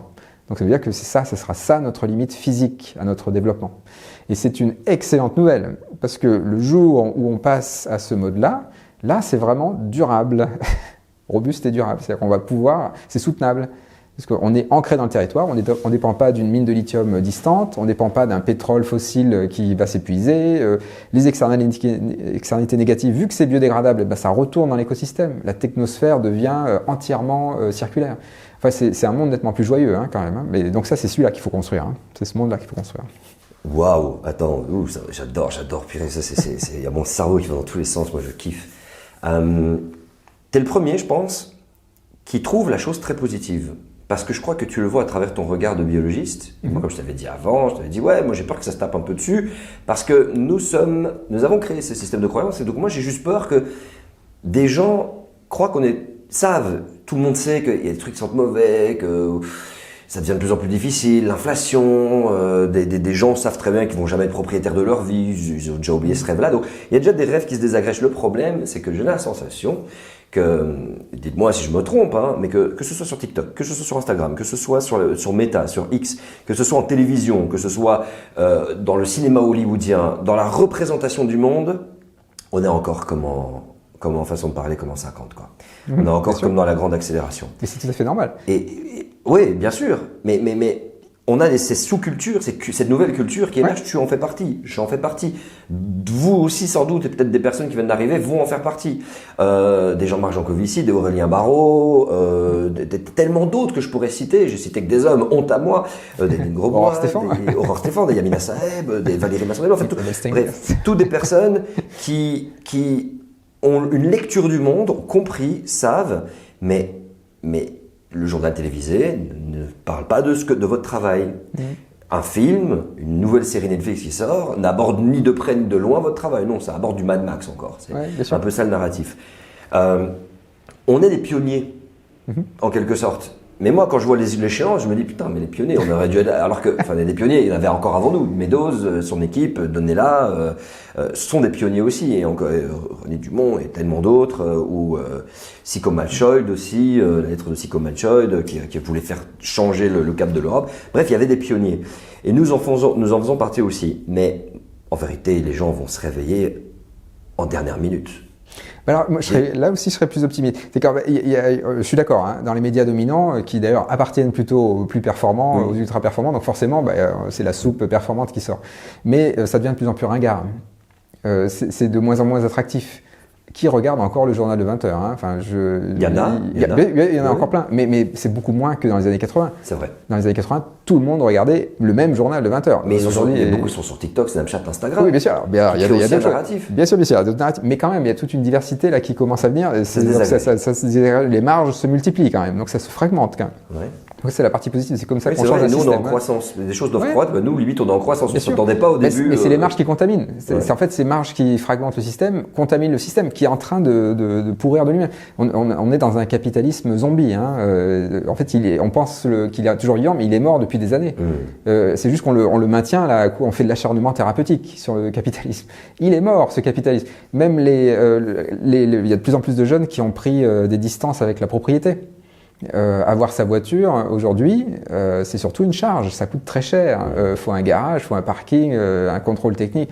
Non, on va louer une voiture, on va faire du covoiturage, on va faire cities, voilà. Enfin, il y a plein de solutions. Donc en fait, aujourd'hui, donc je suis d'accord, hein, dans le sens où le discours dominant, c'est le rêve américain des années 50. Hein, c'est toujours ce rêve-là qui est dominant dans les médias. Mais en fait, que tout le monde a compris que c'était terminé, ce truc-là. Enfin, compris, pas forcément formalisé. Mais en fait, soit c'est pas possible financièrement, soit c'est ringard, ça donne pas envie, soit ça nous paraît délirant. Mais ça peut être encore attractif, hein, je dis pas, hein, mais on sait bien qu'en fait il y a quelque chose qui cloche quand même.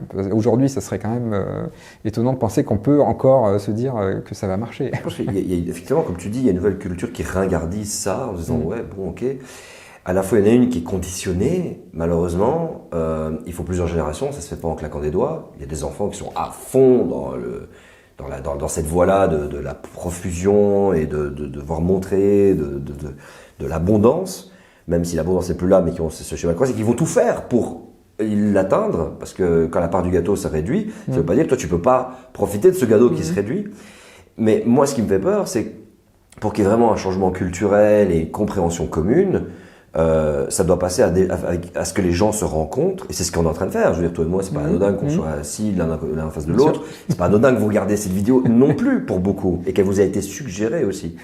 Mais il y a des gens, malgré tout, voilà, Institut du doigt mouillé, qui ont plus l'impression d'avoir des espoirs déçus et que ce qu'on leur a promis, ils ne l'auront pas, et vont surtout avoir une colère qu'ils vont rejeter sur des groupes. Bien sûr, on est dans un moment complètement schizophrène, parce qu'on est dans un moment de basculement. Donc en fait, alors non seulement il y a les deux mondes un peu polarisés qui se parlent pas, qui sont complètement contraires, en même temps, et on doit à la fois être dans un monde et dans l'autre. Donc c'est complètement schizophrène, mais c'est aussi un moment, en fait si on prend un peu de recul, on se rend compte que ça, je vais prendre un exemple peut-être concret, Vinted. Vinted, c'est de la seconde main avec du numérique. Donc on peut se dire, génial, c'est des interactions, c'est des vêtements qu'on recycle, qu'on réutilise. Bon, très bien. Sauf que vu que c'est sur une plateforme hyper performante, beaucoup de colis, beaucoup d'énergie dépensée, et en plus que ça soutient, c'est la fast fashion. Donc du coup, plutôt négatif. Mais par contre, donc ça c'est la partie performante qui intoxique. Mais Vinted, qu'est-ce que ça a fait? Et d'autres, hein, mais Vinted en particulier, ça a permis de légitimer la seconde main. Et donc maintenant, la seconde main, c'est plus que Emmaüs. Maintenant, un magasin de seconde main en bas de chez soi, des grandes marques font de la seconde main. LVMH fait de la seconde main. Enfin, c'est ça la révolution culturelle. C'est qu'en fait, ça passe par un moment très bizarre où on fait les deux choses en même temps. Donc on fait Vinted, hyper performance délirante, mais on légitime la seconde main. Voilà. Et du coup, et c'est là qu'on bascule. En fait, c'est quand on est dans ce moment de trouble où on fait deux choses complètement contradictoires, c'est là qu'on bascule. Je prends un autre exemple. Agriculture de la conservation. Je suis un paysan. J'ai labouré mon champ pendant des années, du coup j'ai surtout fait pousser beaucoup de mauvaises herbes, hein, parce que quand on laboure, on tue son sol et du coup c'est les plantes, les plantes pionnières finalement qui vont venir, hein, les pissenlits, les coquelicots, tout ça. Et du coup, il y a un jour, je me réveille, je me dis bon là, je vais passer à l'agroécologie, je vais faire agriculture de la conservation, je décide de ne plus labourer mon champ. Donc ça veut dire que je fais permaculture, etc. Alors sauf que pendant des années, j'ai labouré mon champ, donc il y a plein de graines d'adventices qui sont partout là. Donc en fait, il ne faut pas rêver. Si j'arrête de labourer mon champ, ce que je vais faire pousser, c'est des mauvaises herbes. Je ne vais pas pouvoir faire pousser mes légumes. Hein. Donc du coup, qu'est-ce que je fais? si vraiment je veux faire ma transition écologique, j'arrête de labourer mon champ, mais je mets du glyphosate. Alors vous voyez, c'est là qu'on voit un paysan qui veut basculer vers l'agroécologie, il doit mettre du glyphosate pour empêcher les mauvaises herbes de pousser. Dissonance. Il y a dissonance totale, mais par contre, c'est là où il faut voir une trajectoire. C'est que la première année, il va mettre plein de glyphosate, la seconde année, il va en mettre un peu moins, encore un peu moins, encore un peu moins. Au bout de 10 ans, il n'en met plus. Et là, il a fait une vraie permaculture, il n'y a plus de glyphosate, mais il est obligé de passer par cette phase-là, parce que sinon, il ne peut pas être paysan. Il va perdre son métier. Et donc, c'est schizophrène. Oui, c'est schizophrène. Et en plus, c'est des processus lents où on s'habitue à des processus rapides. Mais oui, ça, c'est le monde de la performance. Donc, le monde qui vient, c'est rééducation. Mais du coup, c'est l'effet première pierre en même temps, enfin, pour la cathédrale. C'est qu'en fait, si on sait où on va, on sait pourquoi on le fait. Du coup, le glyphosate, on n'est vraiment pas content d'en mettre. Mais on sait que c'est quand même pour une bonne cause. Et on sait déjà que l'année prochaine, on en mettra moins. Donc c'est aussi... le glyphosate, autre chose, mais c'est souvent du glyphosate qu'on met.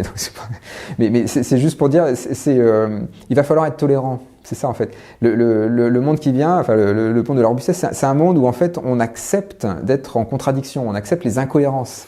Parce que c'est ça qui permet de faire la transformation. Si on est dans une forme de radicalité, en fait, on reste dans le monde de la performance. Le paysan qui passe du labour à la permaculture du jour au lendemain, il est radical, ça ne va pas marcher.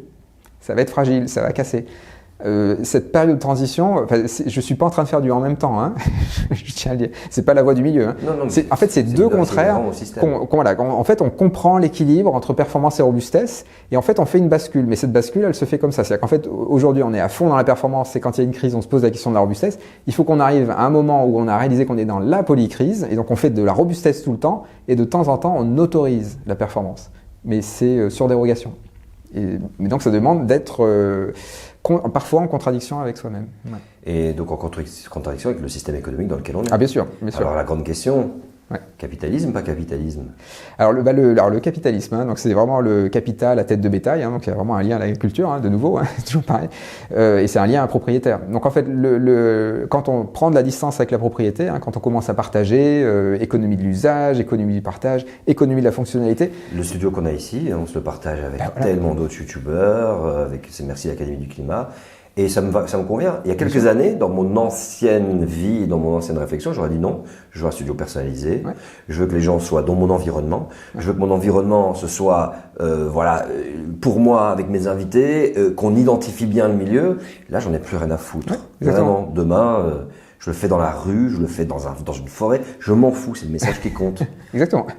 Voilà, et ça veut dire une forme de souplesse qui va bien avec le monde qui vient. C'est-à-dire qu'en fait, dans le monde fluctuant, du coup, on va être plus adaptable, moins canalisé dans le truc. Mais du coup, tous ces mots-là, économie du partage, économie de la fonctionnalité, c'est tout des euphémismes pour en fait ne pas dire qu'on est sorti du capitalisme. On est sorti du capitalisme quand on fait du partage à ce point-là. C'est terminé en fait. Mais on n'est pas non plus dans l'anticapitalisme, qui est une forme de radicalité qui fait qu'en fait, on ne dit pas ce qu'on fait. L'économie de la fonctionnalité, en fait, c'est un mot, c'est un peu un euphémisme, mais qui dit qu'on est sorti du capitalisme et on est en train de rentrer dans le monde des communs. D'où les trottinettes partagées, les vélos partagés. Voilà, exactement. Tout ça. Les ateliers de réparation partagés, il y en a plein. Donc, et qui pourtant sont parfois tenus par des grosses boîtes, mais en fait, c'est une sorte d'aveu de faiblesse. Oui, bien sûr. En fait, on ne sait plus vous vendre des trottinettes ou des vélos individuellement, on vous met des systèmes de partage. Oui. Peut-être que je me trompe sur cette analyse-là, mais en tout cas, c'est ce que ça m'inspire. Comment ça se traduit la robustesse sur le terrain? Allons-y, nous y sommes. Entre 2020 et 2050, les courbes tombent dans le rapport Meadows.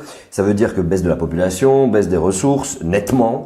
Baisse de la pollution aussi, il faut le dire. Mais les effets de bord, ça veut dire que tu te retrouves dans un vaisseau où tu redescends et tu sais pas très bien, t'as pas la culture, etc. Et ça se fait.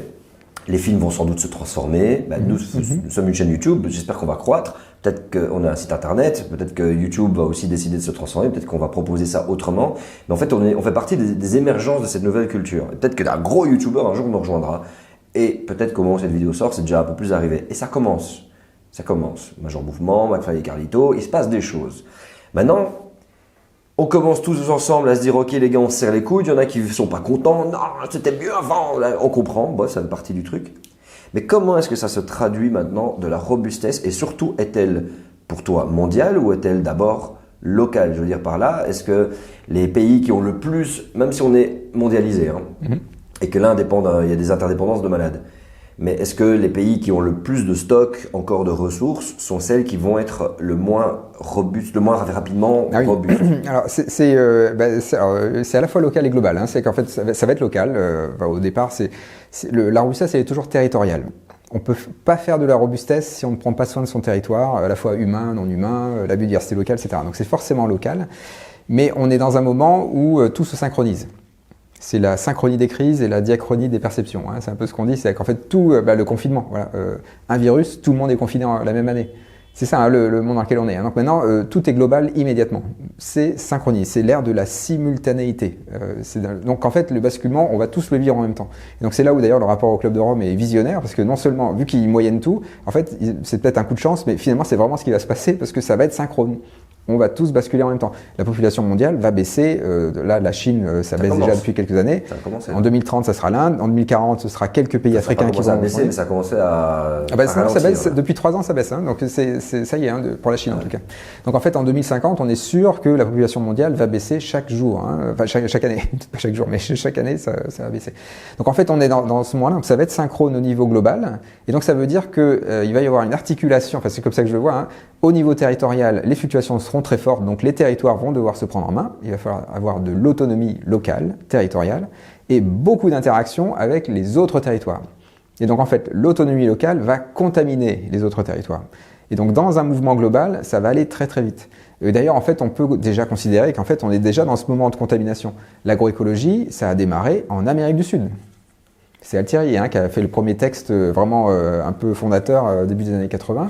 Ça s'est propagé partout après. Le mouvement du Buen Vivir, c'est pareil, c'est l'Amérique du Sud. Le Swaraj indien, voilà. Enfin, le Tangping chinois, enfin, il y a plein de mouvements comme ça, mondiaux, qui se rejoignent sur les mêmes valeurs, hein, finalement, hein, de résistance à la surperformance et finalement de construction de la robustesse. Donc pour moi, ce sera une articulation territoriale, ça va se voir dans son territoire. Ça veut dire que dans son territoire, on ne dépendra plus d'un microprocesseur fabriqué à Taïwan. On pourra tout réparer dans son environnement avec une entreprise locale, avec une assoce locale. Et tout sera moins centralisé par Paris. Beaucoup moins. Ah bien sûr, c'est clair. Washington DC, ou par Bruxelles. Voilà, ça sera beaucoup plus fédéral. Mais c'est une excellente nouvelle. C'est qu'en fait, quand on est beaucoup plus fédéral, en fait, on est moins dans l'extractivisme. Beaucoup de gens partent du principe que ça veut dire c'est inhérent qu'on sorte de l'Europe. Alors, je dirais ça. Ah oui, alors mais ça dépend. Alors l'Europe, moi là où j'ai un peu plus d'espoir pour l'Europe, c'est que c'est une Europe qui est déjà très multiculturelle. Donc en fait, elle a tous les ingrédients de robustesse. En fait, elle a une extrême hétérogénéité quand même, hein, entre le Portugal, la Suède, l'Angleterre. Enfin, je veux dire, il y a tout un ensemble de pays là qui ont des cultures très différentes, très riches. Et ça, c'est un vrai bonheur, en fait, hein, quand même, d'être dans une zone de la Terre où c'est comme ça. Enfin, il faut aller aux États-Unis pour voir la pauvreté culturelle, hein, quand même. Hein. Enfin, de l'ouest à l'est, c'est la même culture, c'est les mêmes magasins. C'est un énorme monopole. Hein. C'est incroyable. C'est incroyable. C'est hallucinant. Donc, en fait, donc on a cette chance-là d'être dans un territoire qui va avoir pour moi, qui a un peu d'avance sur la robustesse. Et même sur la question écologique, d'ailleurs, ça se voit, hein, les États-Unis ont raté complètement le coche, là. Hein. Ils ont 20 ans de retard par rapport à l'Europe. Donc là, ils ont un PIB qui est 2 fois plus grand que les Européens. Hein. En 15 ans, ça a doublé. Et nous, on est resté à peu près au même niveau. Mais par contre, ils ont raté le coche sur le mouvement qui vient. C'est dû à leur stock ? Alors, bien sûr, en tout cas, c'est ma lecture. C'est qu'en fait, ce qui était marrant, hein, c'est qu'au tournant des années 2000, hein, quand ils n'avaient pas encore le gaz de schiste, qu'ils n'avaient pas encore les biocarburants, la taille des voitures américaines baissait. C'était des plus petites voitures. Parce qu'ils voyaient bien que ça coûtait trop cher leur pétrole là, et que ça commençait à augmenter. Et puis, gaz de schiste, biocarburant. J'ai baissé le volume du contenu multimédia. Parce que je disais, parce qu'ils nous écoutent, hein, les Américains. Continue, excusez-moi. Oui, c'est l'armée, oui. Oui, donc au début des années 2000, ils ont réduit la taille des voitures, parce qu'ils commençaient en tout cas, mais sauf que voilà, l'arrivée du gaz de schiste et des biocarburants, on est reparti sur les SUV et tout ça. Et ça va se réduire encore. Forcément. C'est intéressant, là tu parles, c'est du déterminisme énergétique en quelque sorte. C'est quel terme tu utiliserais ? Oui, c'est une forme de déterminisme. Alors, encore une fois, hein, on n'est pas que des fourmis ou des êtres vivants soumis à l'abondance de ressources, il y a des jeux de pouvoir, c'est tout le temps multifactoriel. Hein. Mais quand même, ce lien aux ressources, je veux bien qu'on ne biologise pas tout, mais il ne faut pas faire l'excès inverse. De dire qu'on n'est pas des êtres biologiques, qu'on n'est que des cerveaux qui pensent, qui conçoivent le monde, qui ont l'écriture, donc on a des super pouvoirs, et donc on n'est pas du tout. Non, en fait, on est quand même des êtres humains qui ont besoin d'être alimentés, qui ont un métabolisme, qui héberge un écosystème bactérien. Donc tout ça fait qu'on a des contraintes biologiques très fortes. Et donc, si on les ignore, en fait, on rate aussi une lecture du monde et une lecture humaine. Donc, je ne veux pas tout biologiser, hein. Bien sûr, il y a plein d'autres facettes de notre humanité, mais ignorer la partie biologique, c'est dommage parce qu'en fait, on perd notre lien aux ressources. Et là, c'est là que je fais du Michel Serres, hein, finalement. Hein, c'est que Michel Serres nous disait dans le contrat naturel que c'est quand même ça notre lien à la Terre. C'est notre humanité biologique. Donc, faut pas le renier. Ça, ce serait quand même dommage. Sinon, on rate quand même des grandes causes. En fait, l'exemple typique, c'est pour la question écologique, c'est de mettre l'accent sur le climat. C'est pas pour dire que le climat, c'est pas important, mais le climat, c'est une conséquence de nos activités, c'est un vrai problème, mais c'est pas le bon levier. Le bon levier, ce sont nos ressources alimentaires, finalement. C'est l'agriculture, c'est la biodiversité. Là, si on change ça, alors là, on a un effet positif sur le climat. On génère un climat viable. Si on commence par régler le problème du climat en faisant de l'agriculture verticale, des fermes urbaines ou de l'agriculture de précision, là en fait on va nourrir on va inventer des systèmes agricoles qui sont extrêmement fragiles, dépendants du numérique, de terres rares, etc. Donc ça va planter. Donc c'est pour ça, le climat, hein, là je fais une petite tirade. C'est la protection des infrastructures, de la technosphère en quelque sorte. Oui, voilà, c'est ça. De se focaliser sur le climat. Exactement, c'est un problème. En fait, moi je le vois très souvent, c'est qu'en fait on résume la question socio-écologique à une question d'énergie et de climat, de CO2. Alors c'est des sujets, mais c'est des sujets secondaires. Le premier sujet, c'est la biodiversité, c'est la vie. Comment on fait pour que notre habitat terrestre soit viable? C'est l'habitabilité de la Terre, le premier sujet. L'habitabilité de la Terre, alors oui, il y a l'énergie, mais c'est pas le premier, c'est l'énergie métabolique, la première. Et donc c'est l'agriculture, c'est la biodiversité, c'est tous les services écosystémiques, la capacité à régénérer des sols, à décomposer des déchets, à filtrer l'eau, à filtrer l'air. Tout ça, ça n'a rien à voir ça a très peu à voir avec l'énergie. C'est surtout de la biodiversité dans les territoires. Et bon, voilà, donc là, c'est le monde robuste, hein, d'ailleurs. Hein. Le monde robuste, il y aura aussi beaucoup plus de biodiversité dans les territoires. Comment tu crées une robustesse de nos interactions humaines? Ah oui, alors, c'est part de l'éducation, évidemment. Hein. Si on est éduqué à faire de la performance, ça veut dire qu'en fait, c'est le monde de l'autoroute. Tout le système scolaire. Tout le système scolaire, voilà. On est assis dans une salle où on veut apprendre le maximum de choses dans un minimum de temps en essayant de ne pas copier sur les autres, en étant tout seul capable de faire tout seul. Avec les autres. Voilà, compétition avec les autres. Donc là, on forme de la chair à canon et des capitaines d'industrie avec ça. Hein. Donc ça, c'est de la performance à tous les tournants de la compétition. Et donc ça produit des gens qui sont dans la compétition, dans la performance et qui vont se taper dessus après, hein, et qui sont extractivistes dans tous les sens du terme. De la violence, de culture du viol, etc. Enfin, tout ça, c'est quand même un produit de cette éducation à la performance. Donc en fait, comment on fait de la robustesse sociale, des interactions sociales? C'est une école de la coopération. Alors, plusieurs méthodes, hein.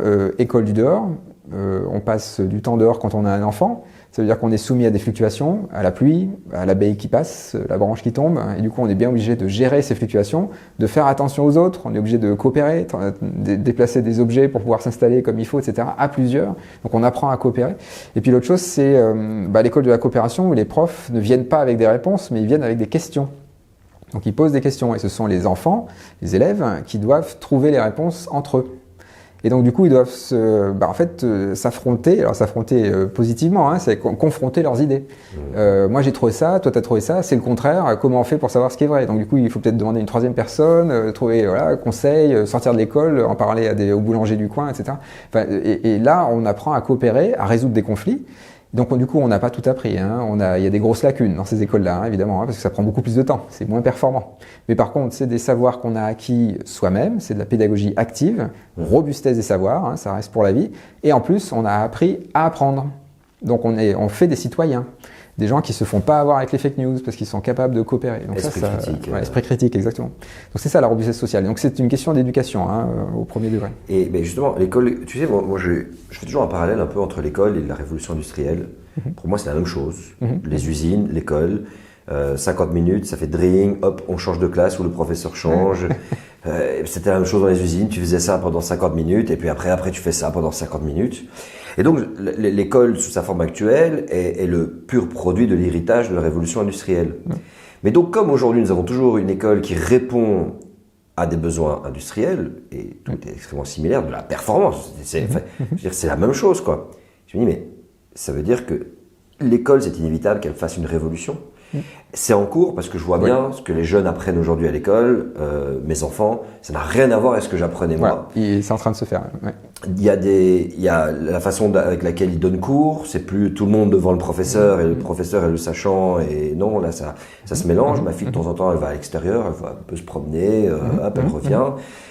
Il y a de plus en plus d'écoles à pédagogie active, c'est en train d'émerger. Et il y a de plus en plus d'écoles qui enlèvent des points. Alors moi je parle de la Belgique, qui enlève les points, voilà, plus de points, c'est fini. C'est des petites boules de couleur. Déjà tu vois, c'est sympa, vert, jaune, bon le rouge ça fait toujours bic rouge, etc.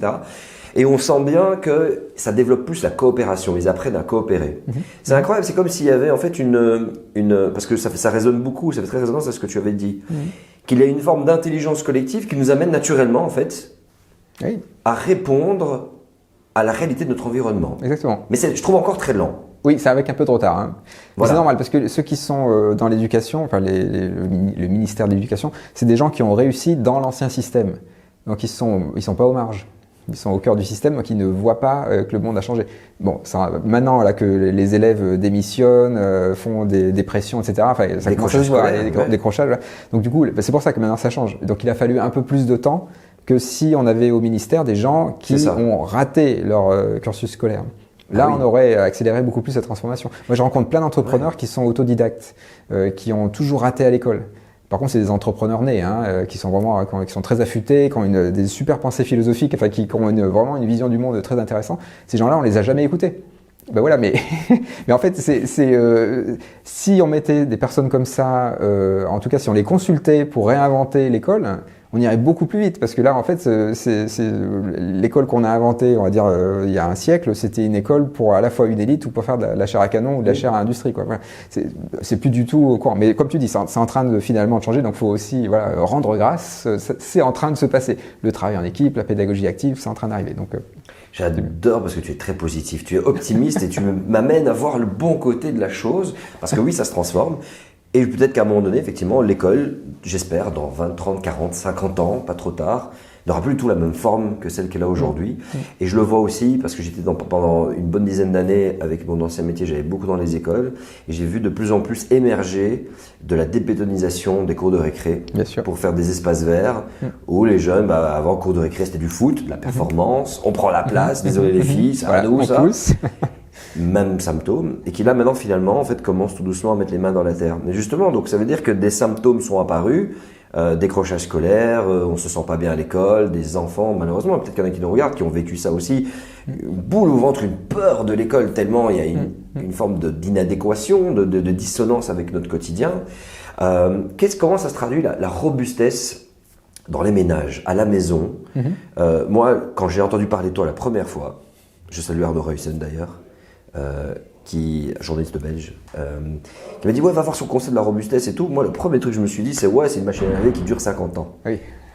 Mais est-ce que je me trompe ou pas? Je ne sais pas. Oui, alors c'est souvent ce qu'on me dit. La robustesse, c'est vrai qu'on pense souvent aux objets solides qui durent longtemps. Ouais. Et c'est vrai que dans le dictionnaire, il y a un peu une confusion entre robustesse et solidité. Alors en fait, la robustesse, c'est souple. Il faut être adaptable, donc c'est plutôt le contraire de la solidité.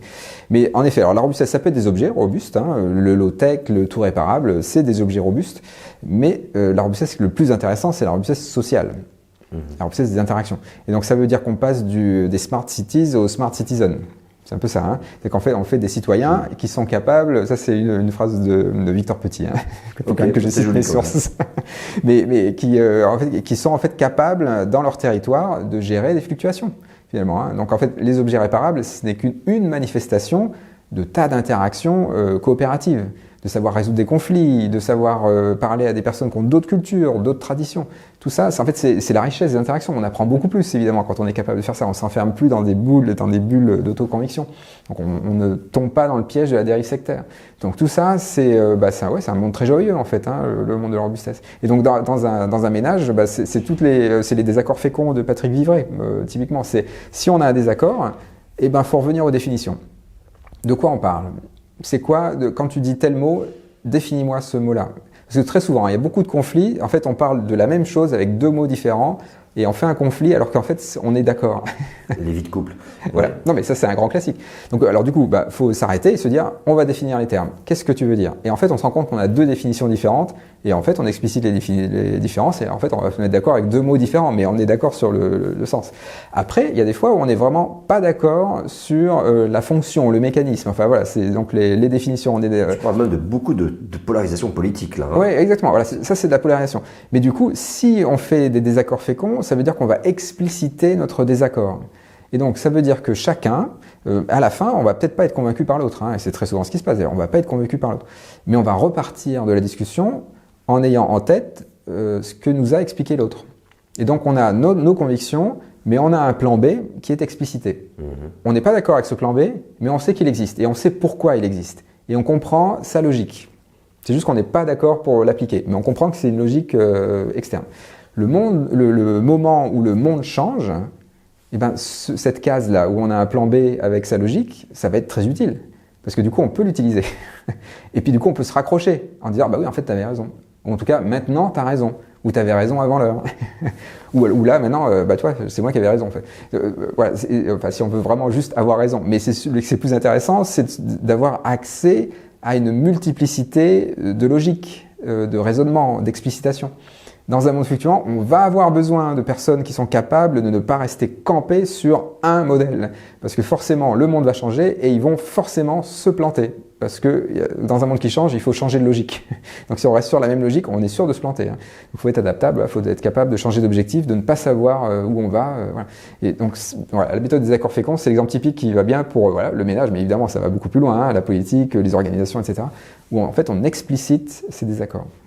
Cette transformation de nos sociétés, cette métamorphose, à quoi tu pourrais la comparer concrètement dans le vivant ou dans les autres civilisations humaines où quelque chose s'est disloqué, s'est arrêté et que la coopération fut belle et même, j'ai envie de dire, prospère. Alors c'est compliqué, hein, mais alors dans le monde vivant, ce serait c'est typiquement ce qui se passe hein, quand un environnement très riche devient pauvre. Hein, c'est ce que je disais. Tout à fait. Il y a un stock d'abondance. Là, d'un seul coup, donc quand il y a plein d'abondance, c'est très monochrome. Il y a une seule espèce qui a pris tout le territoire, qui est même toxique pour les autres. Hein, donc qui a pété tous les autres. Très homogène. Voilà, c'est le Blue Algae. Voilà, c'est exactement ça. Donc c'est vraiment ça, on prend tout le territoire. Et puis le jour où ça devient pénurie, là il y a d'autres espèces qui commencent à trouver leur place, et puis on commence à coopérer entre espèces, c'est beaucoup plus divers. Donc ça c'est ce qu'on voit très bien dans les écosystèmes, et ça oscille. Dès qu'il y a, c'est les blue algae, le meilleur exemple pour ça, hein, c'est que dans l'eau, les blue algae, donc c'est des cyanobactéries souvent ou des algues qui pullulent quand il y a beaucoup de nitrates, beaucoup de phosphate, du fer et l'eau est chaude. Donc abondance de ressources, meilleures conditions. Ça pullule, ça émet des toxines, ça tue tout ce qui bouge et il n'y a plus qu'un clone qui prend tout l'espace. Le jour où elles ont fini par manger tout le phosphate et que l'eau se refroidit, par exemple, en fait, elles n'ont plus rien à manger, elles meurent et elles laissent la place à d'autres espèces. Et là, on commence à avoir une diversité d'autres bactéries, d'autres algues, etc. Et donc, c'est beaucoup plus hétérogène en interaction. Alors, pas forcément en symbiose, mais des mutualismes, des choses un peu intermédiaires qui peuvent apparaître. T'as dit elles meurent quand même. Ah oui, bien sûr. Il y a un collapse. Hein. Il y a un collapse. Alors, j'aime pas le mot effondrement, hein, parce que ça. Mais alors, c'est plutôt un basculement. J'aurais peut-être dire un basculement. Mais évidemment qu'il y a là, c'est des exemples extrêmes. Hein. C'est qu'en fait, nous, c'est la baisse de la population qui est déjà en cours. Qui est en cours. Et c'est pour des raisons économiques. Hein. C'est pas parce qu'il y a de la famine ou c'est essentiellement pour des raisons économiques au niveau mondial. Hein. C'est trop cher d'avoir des enfants, pour le dire un peu brutalement. Mais c'est ça que disent les Chinois d'ailleurs. Hein. C'est pas parce que c'est culturel ou quoi que ce soit. C'est ce que disent. Bon, je vais plus là-bas, mais c'est ce que disaient tous mes potes japonais qui avaient mon âge et que je leur dis alors les enfants c'est quand il faut non ils m'ont regardé dans les yeux non c'est pas possible regarde dans quoi je vis et effectivement au Japon à Tokyo ils vivent dans quelque chose qui est plus petit que le studio dans lequel on tourne et donc effectivement c'est une très bonne logique et puis il y a d'autres facteurs il y a d'autres sûr, choses. C'est toujours pas. À quelle civilisation se rapproche le plus de ce que nous sommes en train de vivre? C'est pas historien non plus. Non, oui. Alors, en fait, ce qui est compliqué, c'est que ce qu'on vit là, en fait, comme je disais là, en 2050, la population humaine va baisser chaque année. En fait, c'est jamais arrivé dans 315 000 ans d'Homo sapiens. Donc, ce qu'on va vivre en 2050, il n'y a aucune civilisation qui l'a vécu. Un moment comme ça, c'est inédit, quoi. De retournement. Et en fait, donc c'est pour ça que on peut penser à la Renaissance, par exemple, des moments comme ça incroyables, hein, où l'humanité se reconnecte, où on échange des maladies, des fruits et légumes, on invente la perspective, on décide de prendre le territoire, de le mesurer, d'être les premières plantations. Enfin, la Renaissance, c'est un moment incroyable, hein, aussi. Hein. Mmh. Mais pour moi, c'est plutôt, si je devais faire vraiment une comparaison, ça serait le néolithique. Hein. Là, on est en train de quitter le néolithique. Le néolithique, c'est quand on veut contrôler la nature, et donc là, voilà, on a perdu le contrôle. Donc si on devait... Mais alors après, bon, en termes de... peut-être que ta question, c'est plutôt sur comment on va vivre ce truc-là. Pour moi, ce serait peut-être les révolutions 1789, des choses comme ça, quoi. En fait, c'est des moments de retournement de l'histoire. Il va y avoir des éruptions. Ouais, voilà, et vraiment qui va se traduire en soit émeute, enfin émeute c'est pas le bon terme, on va dire contestation sociale, ben c'est déjà en cours. Bien sûr, c'est jamais le grand soir. Hein. Les gilets jaunes en France, c'était pré-insurrectionnel. Il y en aura d'autres. Hein. Ils sont peut-être orange, ils sont peut-être violets, mais il y en aura d'autres des gilets colorés. Quoi. Mais pour donner un exemple qui est dans mon milieu universitaire, 1793 en France, la Convention ferme toutes les universités en 1793. En fait, la Convention décide de tout fermer parce que les universités, jusqu'en 1793, enseignent pour une élite les traditions, la rhétorique, la théologie. Donc c'est le monde d'avant, vraiment retour vers les traditions. En 1793, on ferme tout et on réouvre les grandes écoles d'ingénieurs, les écoles de physique, de chimie, les sciences sociales tournées vers le futur. Et donc c'est une inversion. L'université regardait dans le passé, à partir de 1793, elle regarde vers le futur. Eh ben, je pense qu'on va vivre un peu ça, alors notamment à l'université. Les universités qui n'auront pas compris que la question socio-écologique est centrale, que le monde fluctuant, c'est ça qui va déterminer toutes nos activités, nos comportements, celles qui n'auront pas compris ça vont fermer, parce que les étudiants n'iront plus dans ces universités-là. Les élèves déserteurs des grandes écoles d'ingénieurs, c'est ça. En fait, ils ont compris, eux, que le monde performance était obsolète, et donc ils veulent de la robustesse. Alors, pour l'instant, c'est maladroit parce qu'ils désertent, alors qu'on a besoin d'ingénieurs. Hein. Mais le jour où il y a des universités qui vraiment mettent la question de la robustesse, de la coopération, de la viabilité sur Terre, ben là, ça va réouvrir des universités. Mais du coup, ça va changer complètement les programmes, hein, évidemment. D'ailleurs, il n'y aura même plus de programmes. On va faire des écoles de la coopération, où le programme est très lâche. C'est drôle, il y a beaucoup d'universités qui font défection, qui disent non, on ne veut pas de LVMH qui nous sponsorise, on refuse Total Energy, on les rejette, qui font de la défection par rapport à des conflits à l'échelle mondiale. Et quand on va dans ces groupes, nous en Belgique, on a eu aussi ce phénomène de contestation vis-à-vis de ce qui se passait à Gaza. Et quand je suis rentré, je me suis dit, parce que j'étais curieux, je voulais comprendre le phénomène un peu qui se passait dedans, et j'ai vu une autre organisation sociale, avec de nouveau, tu sais, des leaders de la performance qui revenaient, parce que c'est une habitude, hein, et donc des anciens schémas qui se réinstallaient, mais qui étaient tout de suite nettoyés en disant non, t'es en train de reproduire un truc qu'on ne veut pas. Et tout le monde avait la parole, et c'était de la coopération, en horizontalité, non pas en verticalité. Et ça, je l'ai vu, et je le vois dans des organisations d'Extinction Rébellion, quand ils sont là, ils discutent, ils disent voilà, on n'est pas tous logés à la même enseigne, ici on est, voilà, chacun a son mot à dire, si quelqu'un se sent offusqué. Et c'est ça, cette polarisation que je sens aujourd'hui. Il y a des gens qui disent on veut de l'entraide, on veut être reconnu, on veut que chacun, voilà, moi j'ai un handicap, je n'ai pas accès à ça, moi j'ai une couleur de peau, voilà ce qui m'arrive dans mon quotidien, je suis l'héritage de 500 ans de système économique qui s'est basé sur du racisme, voilà, moi je suis LGBTQIA, je suis une personne vivante, et que on remarque les innombrables spécificités que des gens prennent, wokisme. Alors qu'il y a une spécificité tellement incroyable de gens qui sont en train de dire, en fait, on veut faire.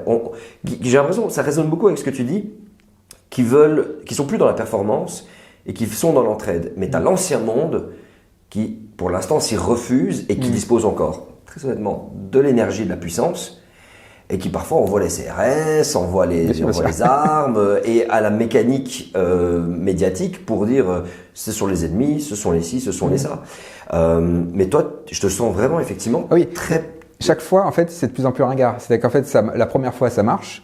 C'est nous, on avait eu ça en France, la honte ultime, hein, quand la Tunisie, quand le premier printemps arabe, quand c'était Michel Alliot-Marie, hein, notre ministre des Affaires étrangères, je pense à l'époque, qui avait dit à Ben Ali, si vous voulez, on peut vous envoyer de l'aide des policiers, quoi, pour vous aider à tenir l'ordre. Hein. C'est ça qu'avait dit la France à l'époque, hein, quand même. Hein. Faut pas l'oublier, hein, quand même. Ça, c'est quand même la honte ultime, hein, quand même. Hein. Un peuple qui se rebelle, et la France qui vient aider son ancien pays colonial à maintenir le joug d'un dictateur, hein, quand même. Ça, c'était Michel Alliomarie. Il faut bien le garder dans l'histoire. Ouais, Sarkozy était pote avec Mais bien sûr, voilà. Kadhafi, et puis dès que ça arrangeait pas trop, Voilà. il a été lui péter la gueule. Enfin voilà. Mais là, donc ça, c'était il y a quand même quelques années. Aujourd'hui, ce serait impossible, ce serait même impensable, ce comportement-là. Et donc c'est là qu'on voit qu'on a quand même avancé. C'est un peu comme, alors pour prendre quelque chose de beaucoup plus trivial, la loi E20 en France, pour fumer dans les restaurants. Jusqu'à ce que cette loi ne soit là, on fumait dans les restaurants, et on pensait que c'était impossible de ne plus fumer dans les restaurants. Et puis, on a fait passer cette loi parce que finalement, les citoyens, ils étaient prêts. On a fait passer la loi, les gens ont râlé pendant 1 mois. 6 mois après, plus personne ne pensait même fumer dans un restaurant. C'était devenu complètement obsolète, ringard, ce qu'on veut, quoi. Donc en fait, on est dans ce moment-là. Et parfois, il faut s'autoriser à se dire que la population, les citoyens, en fait, sont prêts. Ils sont prêts à ce monde-là. Il faut juste leur ouvrir la porte. En fait, on peut tranquillement attendre que ça arrive. Ils font beaucoup de bruit. Bien sûr, oui, c'est normal, parce qu'ils résistent. Mais plus ils font de bruit, et plus ça veut dire que c'est le chant du cygne. Donc c'est Elon Musk qui s'acoquine avec l'AfD allemand, par exemple. Ça, voilà, vous savez qu'il est tellement en confiance qu'il se rend pas compte qu'il a mis carte sur table que c'était un néo-nazi quand même. Voilà, il l'a dit. Enfin, je veux dire, il l'a pas dit comme ça, mais finalement, c'est ce que ça veut dire. Il y en a plein d'autres. C'est le chant du cygne pour toi, c'est intéressant. Ce que bien sûr, c'est le chant du cygne. Quand on commence à dire qu'on est copains de l'AfD, ça veut dire que vraiment, on n'a plus rien, on est dans les cordes. Tous les phénomènes de résistance. Oui, révèle ça en fait. C'est déjà dans une forme de révolution en fait. Oui, exactement. En fait, on est en train d'inverser tout là, et c'est en train de se passer maintenant sous nos yeux. Il y a du spectacle, faut reconnaître. Il y a aussi de la casse, mais il y a aussi du spectacle. Ça va très très vite. Zuckerberg qui dit qu'il va mettre de l'énergie masculine dans Meta. Alors ça, c'est aussi un truc complètement à contre-courant. Alors il doit se penser disruptif, mais non, en fait, il est vraiment ringard. Mais l'ultime ringardiste quand même. Pour ceux qui ont vu, il était habillé un peu gangster, un peu street, qui ne lui va pas. En fait, il porte un uniforme qui ne lui va pas, et c'est pour son image. Et je crois qu'on a compris. Enfin, voilà, c'est. Mais tu as raison. Et là, tu viens de me faire une petite lumière. J'étais pas sûr, et peut-être que tu te trompes. Ah, bien sûr. Peut-être que je me trompe aussi. Mais cette définition du chant du cygne, parce que je me dis, mais pourquoi autant de résistance? Pourquoi autant de oui, vous avez vu les Arabes, vous avez vu les immigrés, vous avez vu. Je veux dire, on a fait des talks sur l'immigration, c'est inévitable. C'est inévitable. Tu ne peux rien y faire, la population est en chute libre. Tu ne pourras pas obliger les femmes à avoir des enfants, les mettre de force, les attacher. Ouais, tu vas avoir des gosses et tout. Et cette crise identitaire qui est en train d'émerger, c'est ça en fait, c'est je vais pas mourir, mais ça va se désagréger. Et du coup là, c'est la fin d'un monde. C'est la fin d'un monde, et c'est aussi là où les définitions sont très utiles. C'est quoi l'identité? Parce que l'identité, on pense souvent que c'est ses gènes, ses gènes, son génome, quoi, son identité biologique. Non, en fait, c'est pas ça l'identité. L'identité, c'est le croisement de qui on est biologiquement dans un territoire, et c'est probablement 50-50. Qui on est et quel est notre territoire.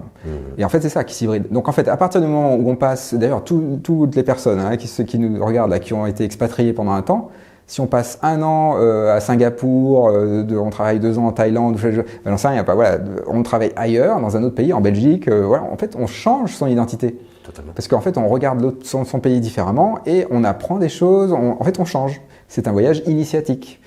Le côté initiatique, ça veut dire qu'on s'est transformé. Donc ce qu'on a transformé, c'est son identité. Et donc l'identité, c'est le mélange, et moi j'aurais presque tendance à dire moitié-moitié, qui on est biologiquement et qui on est dans son territoire. Donc son territoire, c'est pas seulement le territoire, c'est évidemment tous les gens qu'on rencontre. C'est toutes les interactions. Du territoire, tout ça, exactement.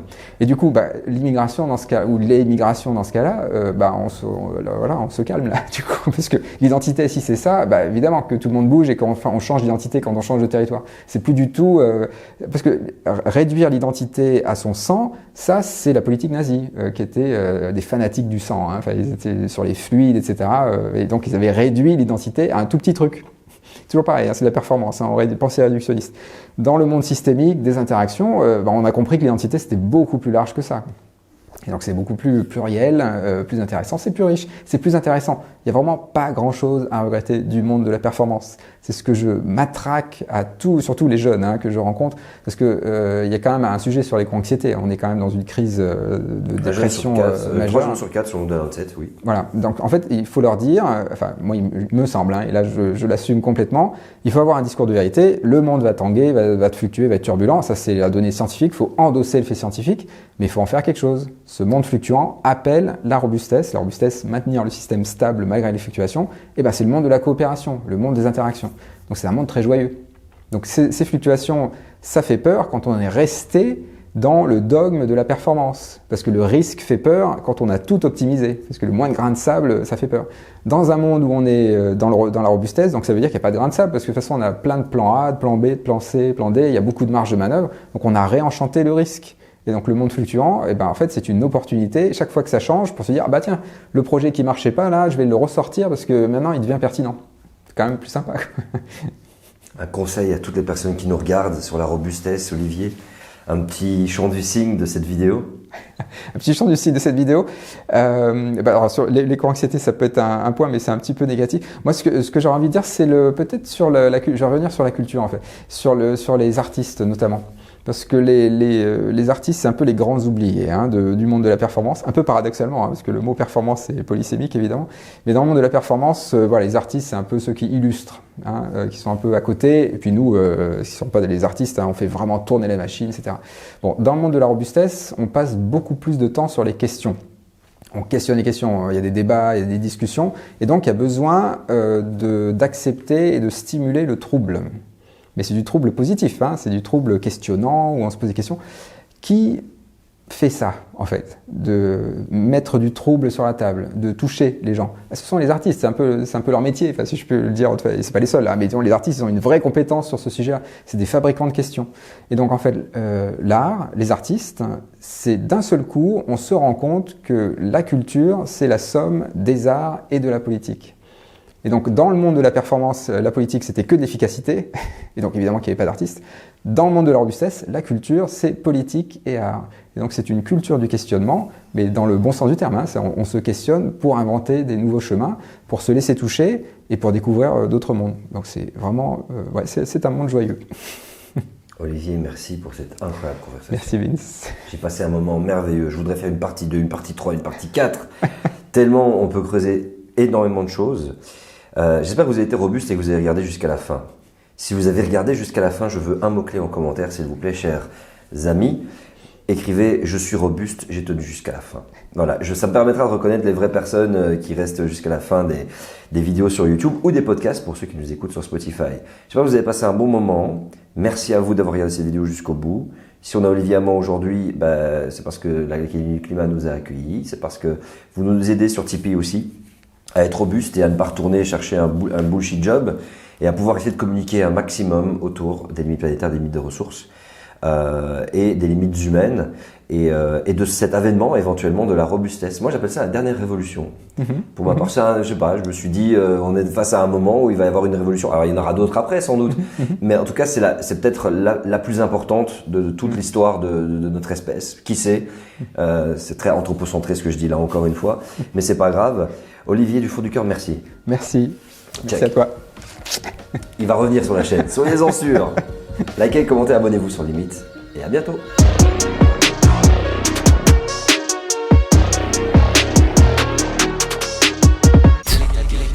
Quelle est ta définition?